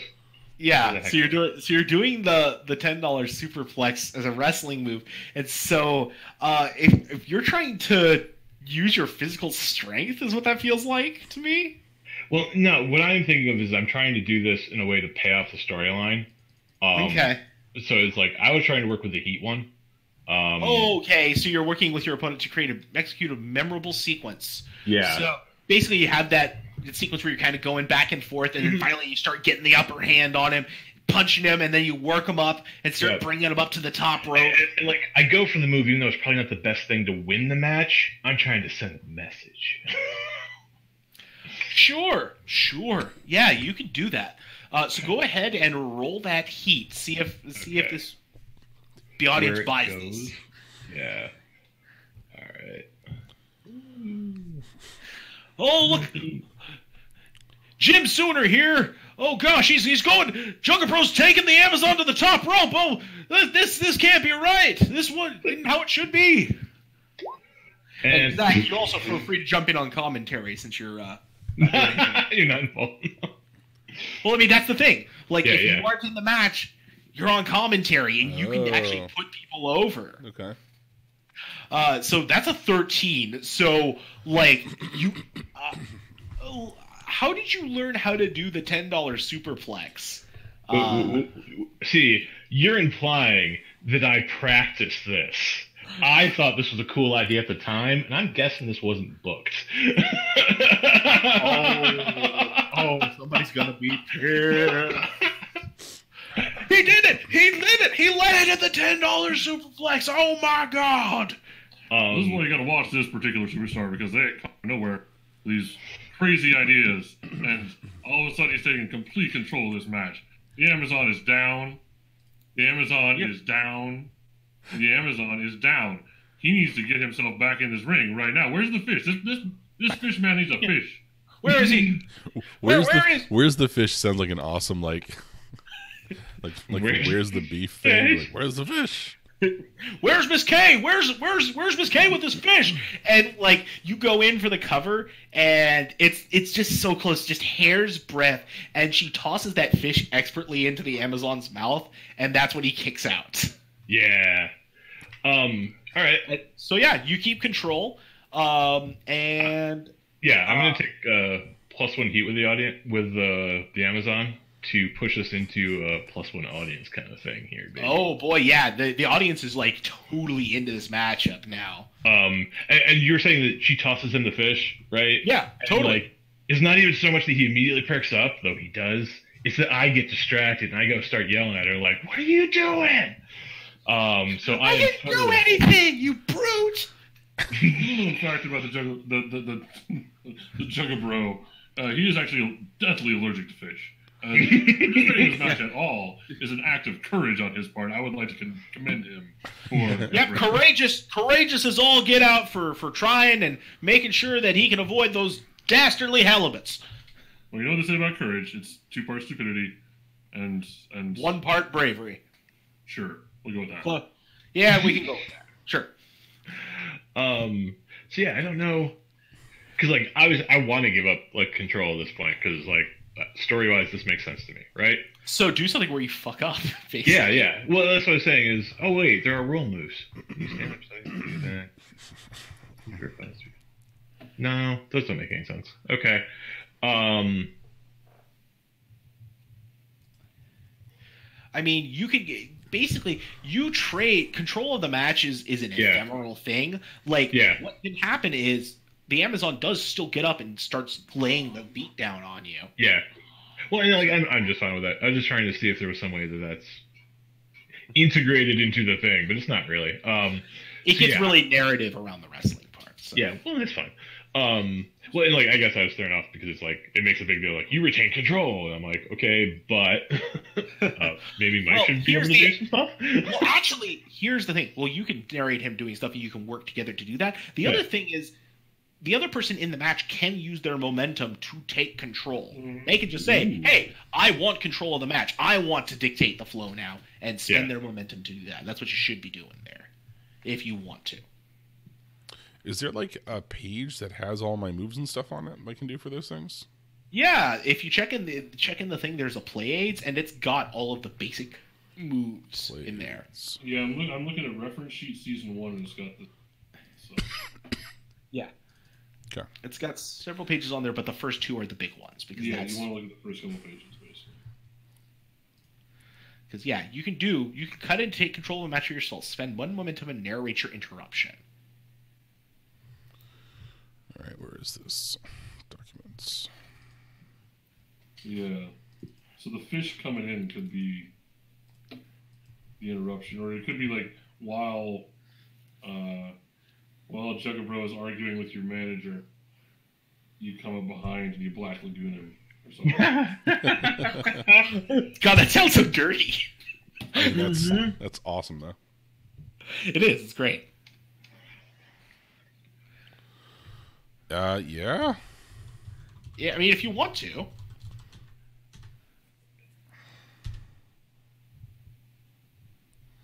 I'm sorry, I'm still trying to figure this out, so why is you not saving? Okay, open. I was perhaps too enamored with what was going on. I needed to pay. It is glorious. Okay, so. I know.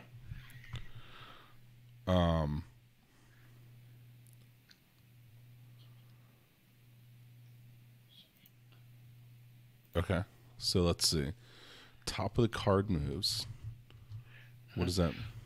You're not top of the card. What you're looking at, the big things you're looking at in your things are you're currently looking at wrestling and interrupt. You can work the audience.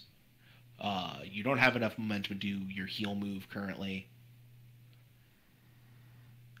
Okay, interesting, fascinating. Yep. The Regal Wrangle? Is it like the Royal Rumble? That is the Royal Rumble stip. We might do that later, not tonight. No, I'm sorry. I'm just looking at the all the moves here.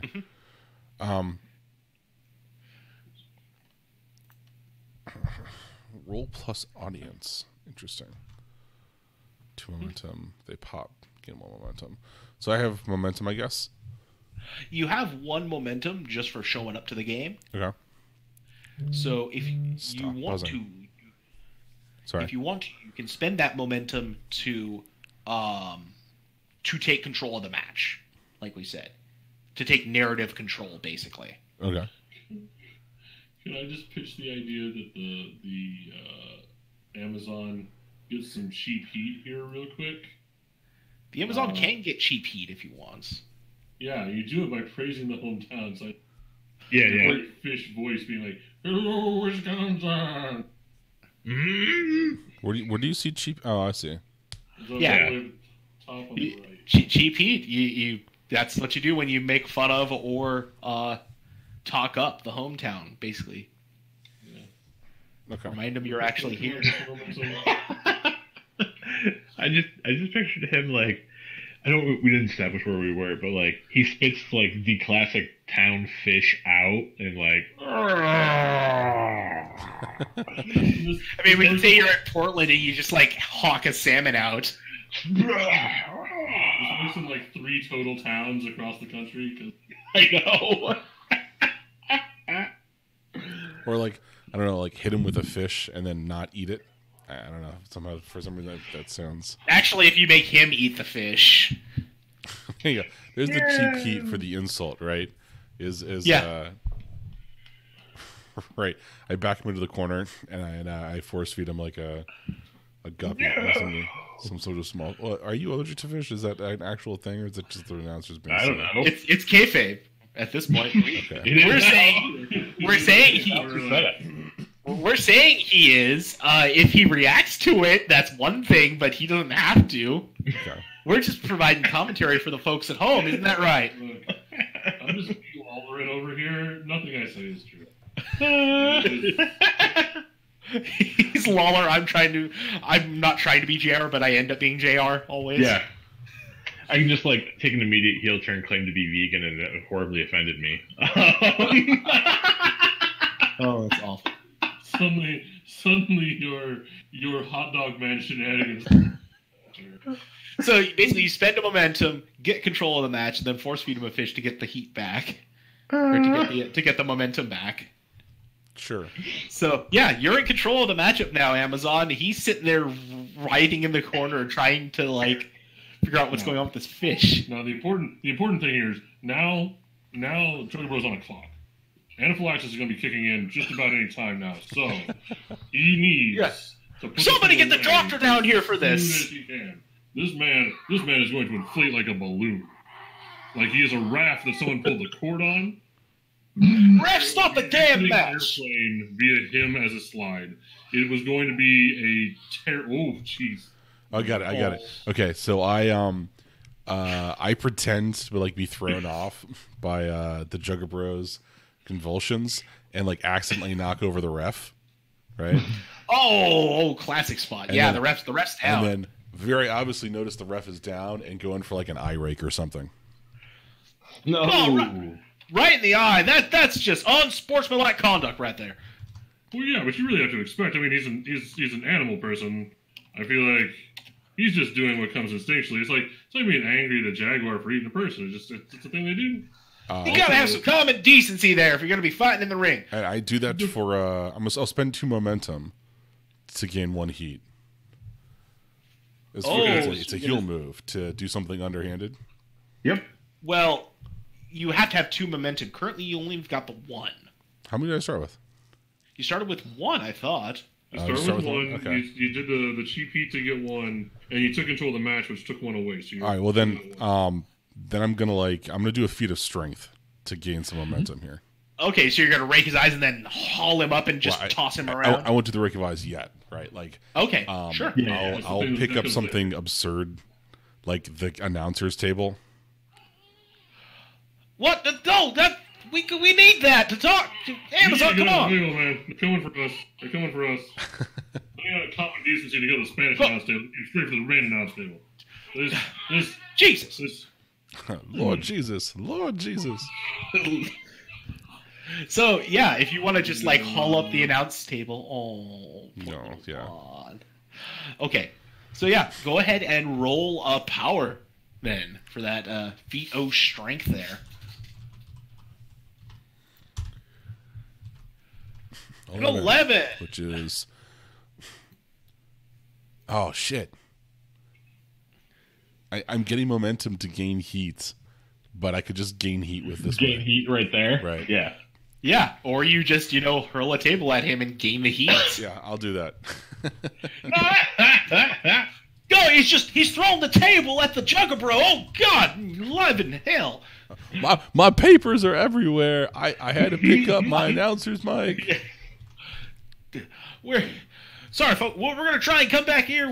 We got this. So, yeah, you gain a heat. You're still in control. What's the way, like, the ebb and flow of this process? Like, shouldn't I get to do a thing and then he gets to do a thing or something, or like? No, you keep going until he either says stop, or if you guys run out of momentum, or we think the match has gone on long enough, and then I let you know what happens, how the match is supposed to end. So he can grab whenever he feels like it's time, spend his momentum and jump back in as person in control. Right. Okay. Can we get some chairs back over here? I have a condition. I need to sit back I have down. a condition where I need this. Yeah, he's got chronic lazy-itis is what he's got. Oh, listen to you, old man. At least both sides of my face work. That's just unneighborly. I'm so sorry. I'm so sorry. You say as you mute the mic. I'm sorry. Yeah, I'm like, no, keep going. Well, then, like, we'll transition into like just some like actual wrestling stuff. You're actually like bouncing him along the road, trying to put him in a chokehold sort of thing. Yeah, like chokeholds. Like chokeholds seem about. You have him in rest holds because that was like a bit of like. That was really exhausting for a lot of us. So right now we're just kind of regaining our thing. Yeah. Oh right, because it's like real sports. Got it. Yeah, you're actually moving around and doing things. One of you is also in a heavy rubber suit. Yeah. Theoretically. Oh, he's got him in a rear naked choke. That's just trying to grind him down into the mat with that one. And I think I'm going to do something like... So this, I like this wrestling. If you put your opponent or yourself at a legit risk by using your physical strength, roll plus power. Okay, so how are you putting him or yourself at risk?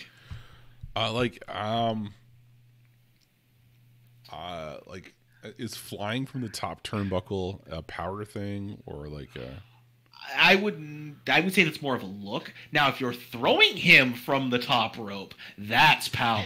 Okay. So like you like grab him Creature from the Black Lagoon style and like take him up top and just go do this fall away slam sort of thing? Oh yeah. Like the third story DDT thing or whatever, you pick somebody up and smash them down off the top turnbuckle sort of thing. You fall. I don't know what that word means. That move. Are you just gonna do like just a superplex of your own, basically? Sure. That sounds great. This is the abduction piranha slam combo. We saw this one last week.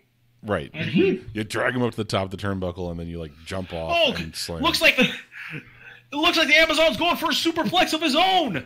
Wow, they're just trading it up there. Go ahead and roll that power. All right, so this is a wrestling move. All right. Yep. Whew. Big money, big money, Okay. big money. Oh, Four, no. nice. You can counter. No. You give one momentum to your opponent and they immediately take control of the match. If you have no The momentum, they superplex still never gain works. Yeah. That's right. never. Yeah. I've seen like 3 land ever. Yeah, it like unless it's your Well, finish. it looks like the Jugger Bros escaped the Black Lagoon. Oh, he's just giving it to him, side of the head, over and over again. Oh, he's just count along. 1, 2, Okay. 3, 4.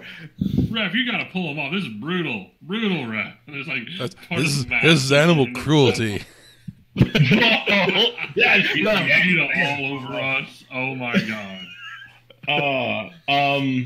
Okay. So. As if the fish thing wasn't bad enough.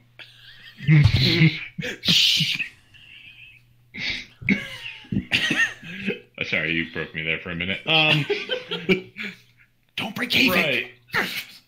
So, I think the thing to do is we still have the announcer table in there, right? Oh yeah, absolutely. All right, so like we go off the top rope. Like I spin while we're on the way down, so he takes most of the blow. I kind of get back to my feet because I'm still pretty winded, and I take the announcer's table, kind of like put it halfway over the ropes, and put him at the bottom of it. And I'm gonna go up to the top rope and jump on the high end and just catapult him, because I have to use my insane move. I'm required to. Oh, he's going for the clownapult. He's going for the clownapult. Go load up banana cream pies and the floppy shoes. Somebody clear out the first 4 rows because this is gonna be a bloodbath. You might get wet over there, folks. Sorry. Like a Gallagher show. So I should actually figure out what the heck that is. I have no idea. I just think it sounds cool. No, a catapult into a table is just gonna be a thing. Well, it's supposed to just replace what it is, so it's like it might be a difficult, demanding, or dangerous maneuver or something. I mean, it's I don't know. you roll look. Then that's how it is. Yeah, Well, I roll look for what it is. It's like whatever. We're doing it. It sounds cool. Okay, so yeah, what do you do with momentum? You just use it to spend. You can use it to spend up to get pluses to your. Well, it's just like I'm sitting here. I have 5 momentum at this point, so I feel like I should do a thing with it. I mean, if you roll really bad, you can do a thing, or you can use it to control the match, or you can hold on to it for later because you might have stuff you want to do later. Sure. All right. Well, or there's your super bad. Or there's the base move. That's ish small bad. Not great. It's a 7. Yeah, I think I'm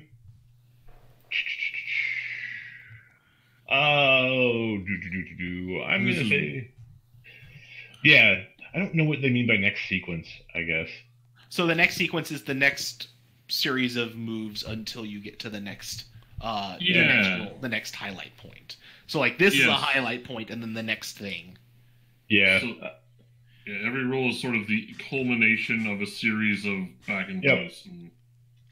I'm gonna stick with the first one, then retain control and transition to the next sequence because it feels like I want it to succeed. So that if I give control over, I feel like it doesn't succeed. Right, it succeeds and then so you can blow 3 momentum to knock that up to a 10, and that's where you spend your momentum. This is exactly what you want to do if you want to retain your control. Okay, yeah, but because all right, so on a 10, I just get 2 momentum back, or I get more heat.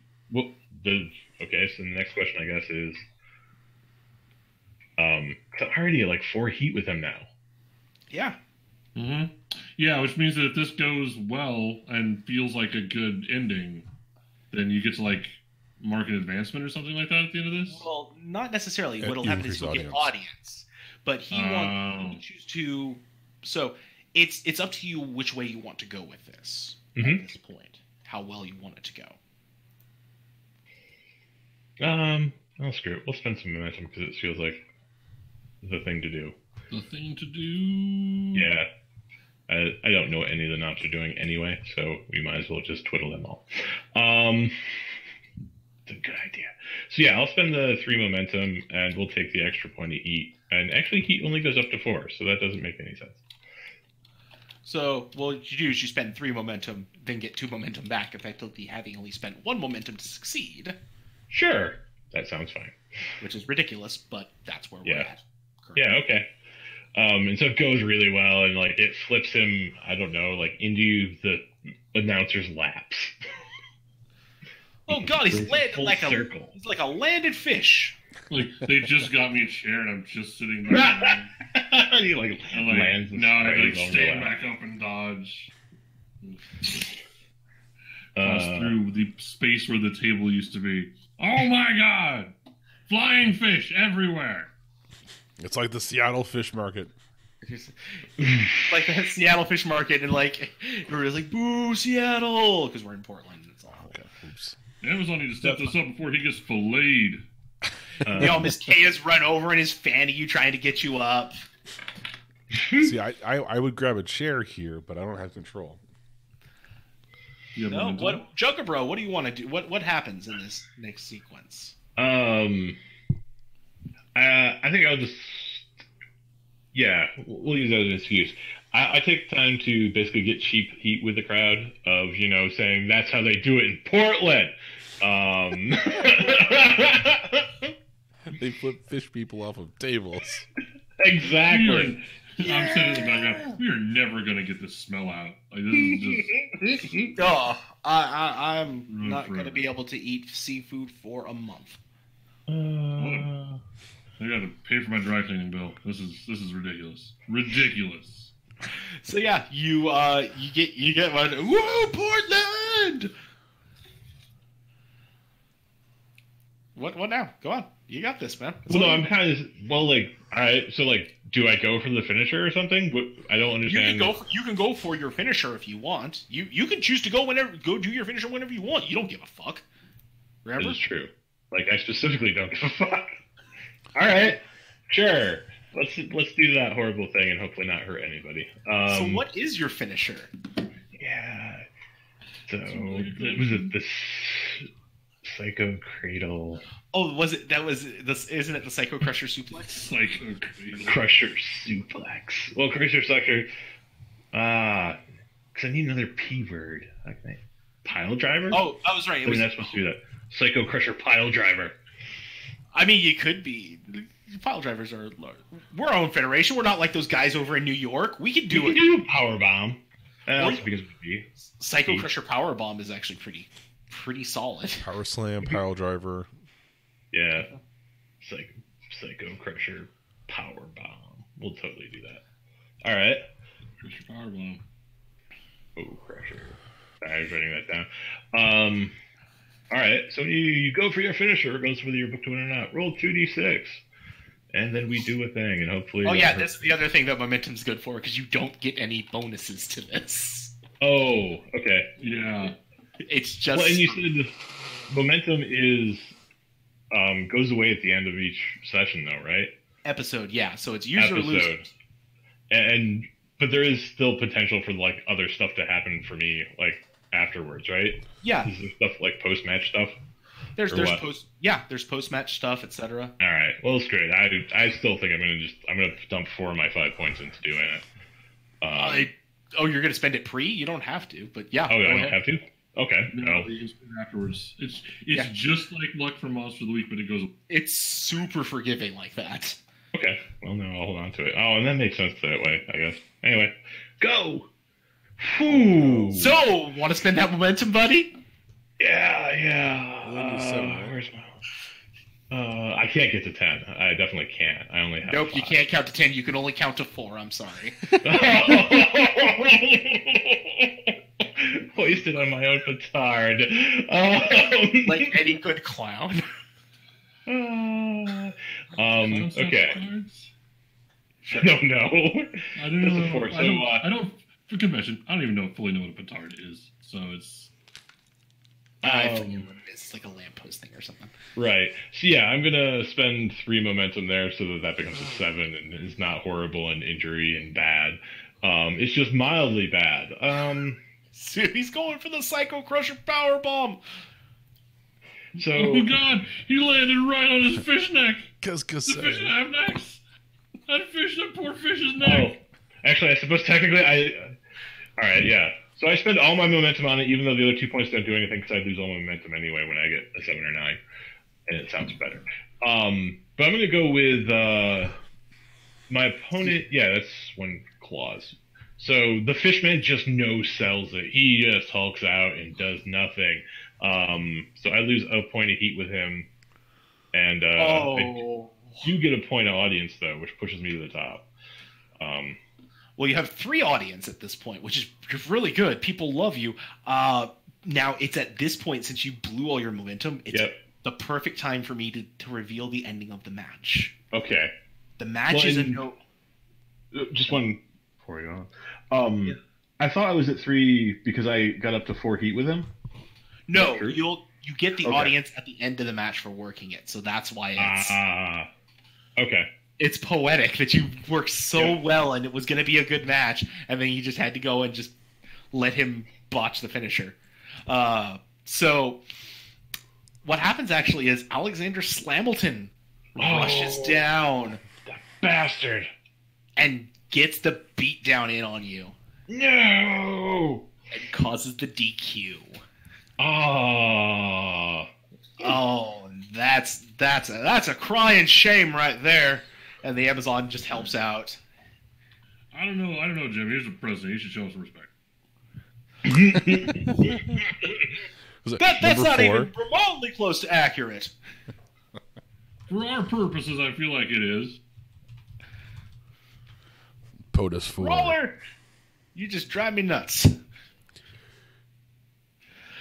So yeah, and that's our first match. Woo! Brutal. So the next thing I had up on the sequence was a nice musical interlude from the National Nanny. Alright, I'll get on with the crowd. Sure. Am I like descending from the ceiling, or No, you could just come on out and yeah? set your stool up and pluck your strings and do what you do. Yeah, I'll have a guitar across my back, and I got my mic stand over one shoulder, carrying a stool, walking down, sort of like playing to the crowd, you know. Probably wearing my vest with I don't even know Portland sports team. Trailblazers. There you go. Like the Trailblazers logo on the back, right? Yep, there you go. People notice. Oh, there she is, showing that hometown pride. Doesn't care whose hometown it is. Literally every town. I'll slide my gear one piece at a time. Sort of jump, and grab, and wave, and then do the like swing, flip under the ropes in. Yep. And Get some real smooth, applause. just kick my equipment up into place. Sit down. Hello, Portland. That was quite the show, wasn't it? Yeah, there's been a couple things in between here and there, but yeah, they're enjoying themselves. Well, tonight they're going to let me give you a preview of my next album. I don't know. 3 turnbuckles and tears. Yeah. And I'll start singing, and it'll be a song about like it's specifically like a fairly high-speed acoustic country diss track. And I can consistently refer to the Bear Smirnov as Yakov Smirnov and make a bunch of Branson references. Oh, wow. Yeah, and basically at about right as you're about to hit some like risque lyric, like in the chorus, like Yeah. so something about comparing Boris's manhood to something or other, and that's when his music hits. all right. Can I call that cutting a promo? Yeah, absolutely. That is absolutely a promo for you, Nanny.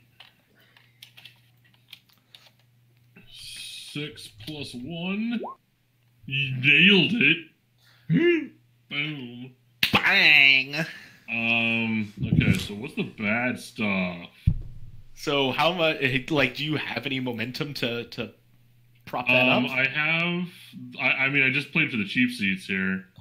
Okay. I start with an audience of 1, so that would be 2 promos or two momentum coming in. That's not enough to push you Not up. enough to get to a hit. So So no, I get to make the move here. So I'm like, yeah, he cut me off before I could like really make a decent impression. Yeah. Basically, yeah, it just like the track didn't quite go over. Portland's not really a country town. Go figure. Yeah, that's fair. Fair. And the Boris the Bear comes in, and he just starts ripping you up. Just, you sing this, you sing that, but you're American. Nonsense. Well, here's the truth.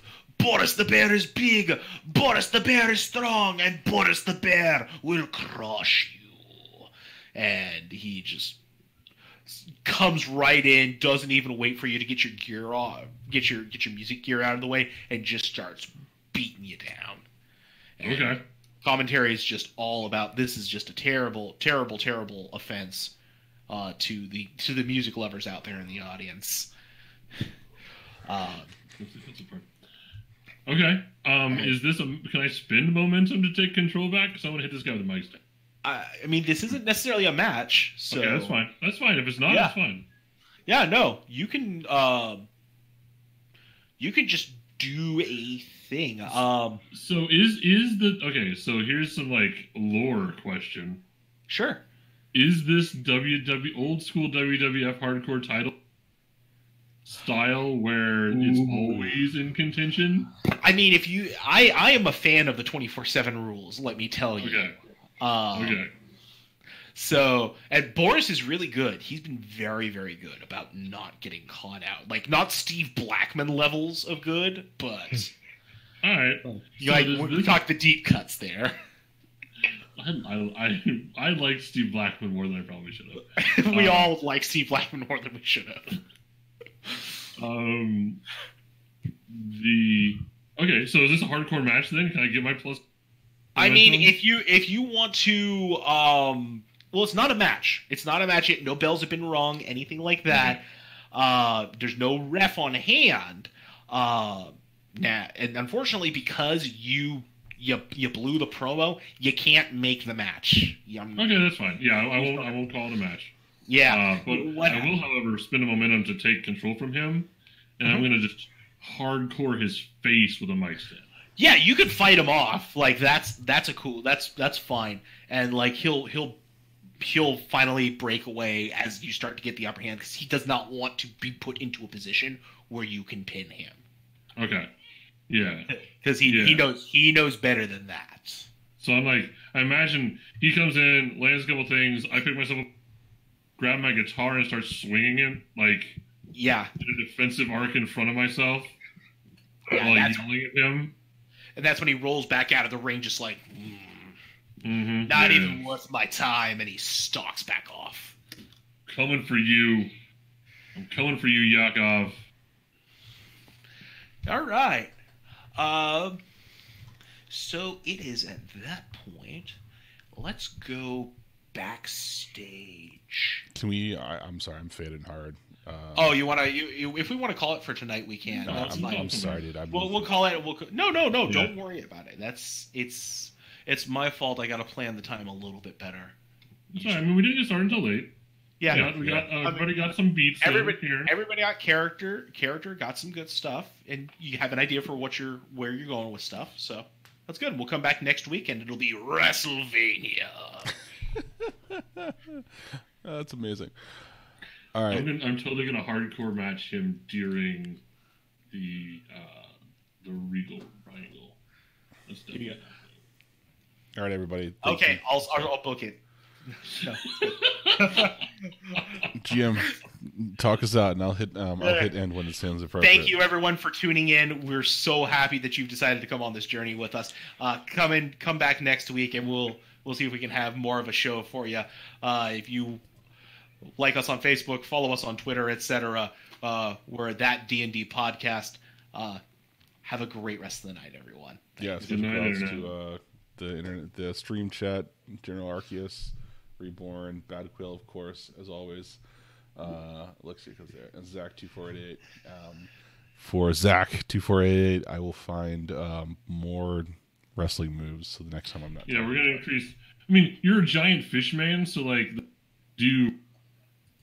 choke slam. Like we'll have to put like an aquatic theme to it. There's like choke Isn't slam. it like the Drown Boston slam. Crab submission thing? Oh Boston God! Crab. Why aren't you doing The Boston Crab is Yeah, well, it's like a sharpshooter. It's like when you throw the person out of that, right? I don't know. I'm pressing N now. My brain just. I'm tired. We'll the work on it. sharpshooter's like most of a figure four though. Oh, it's figure four. It's like a stand-up figure 4. Gotcha. Yeah. All right. Because the Boston Crab is literally just like you standing, Yeah, it's the Walls holding of their Jericho. legs. Yeah. Yeah, It's like the Walls of Jericho. only it's like, yeah. So what you're saying is that we're gonna have to start With- watching with- wrestling. With worse branding, basically. Precisely, and that's why kids keep your stuff going. All right, y'all rock. Catch you later. Good job, everyone. Good night, man. Thanks for running, Matt. It was a lot of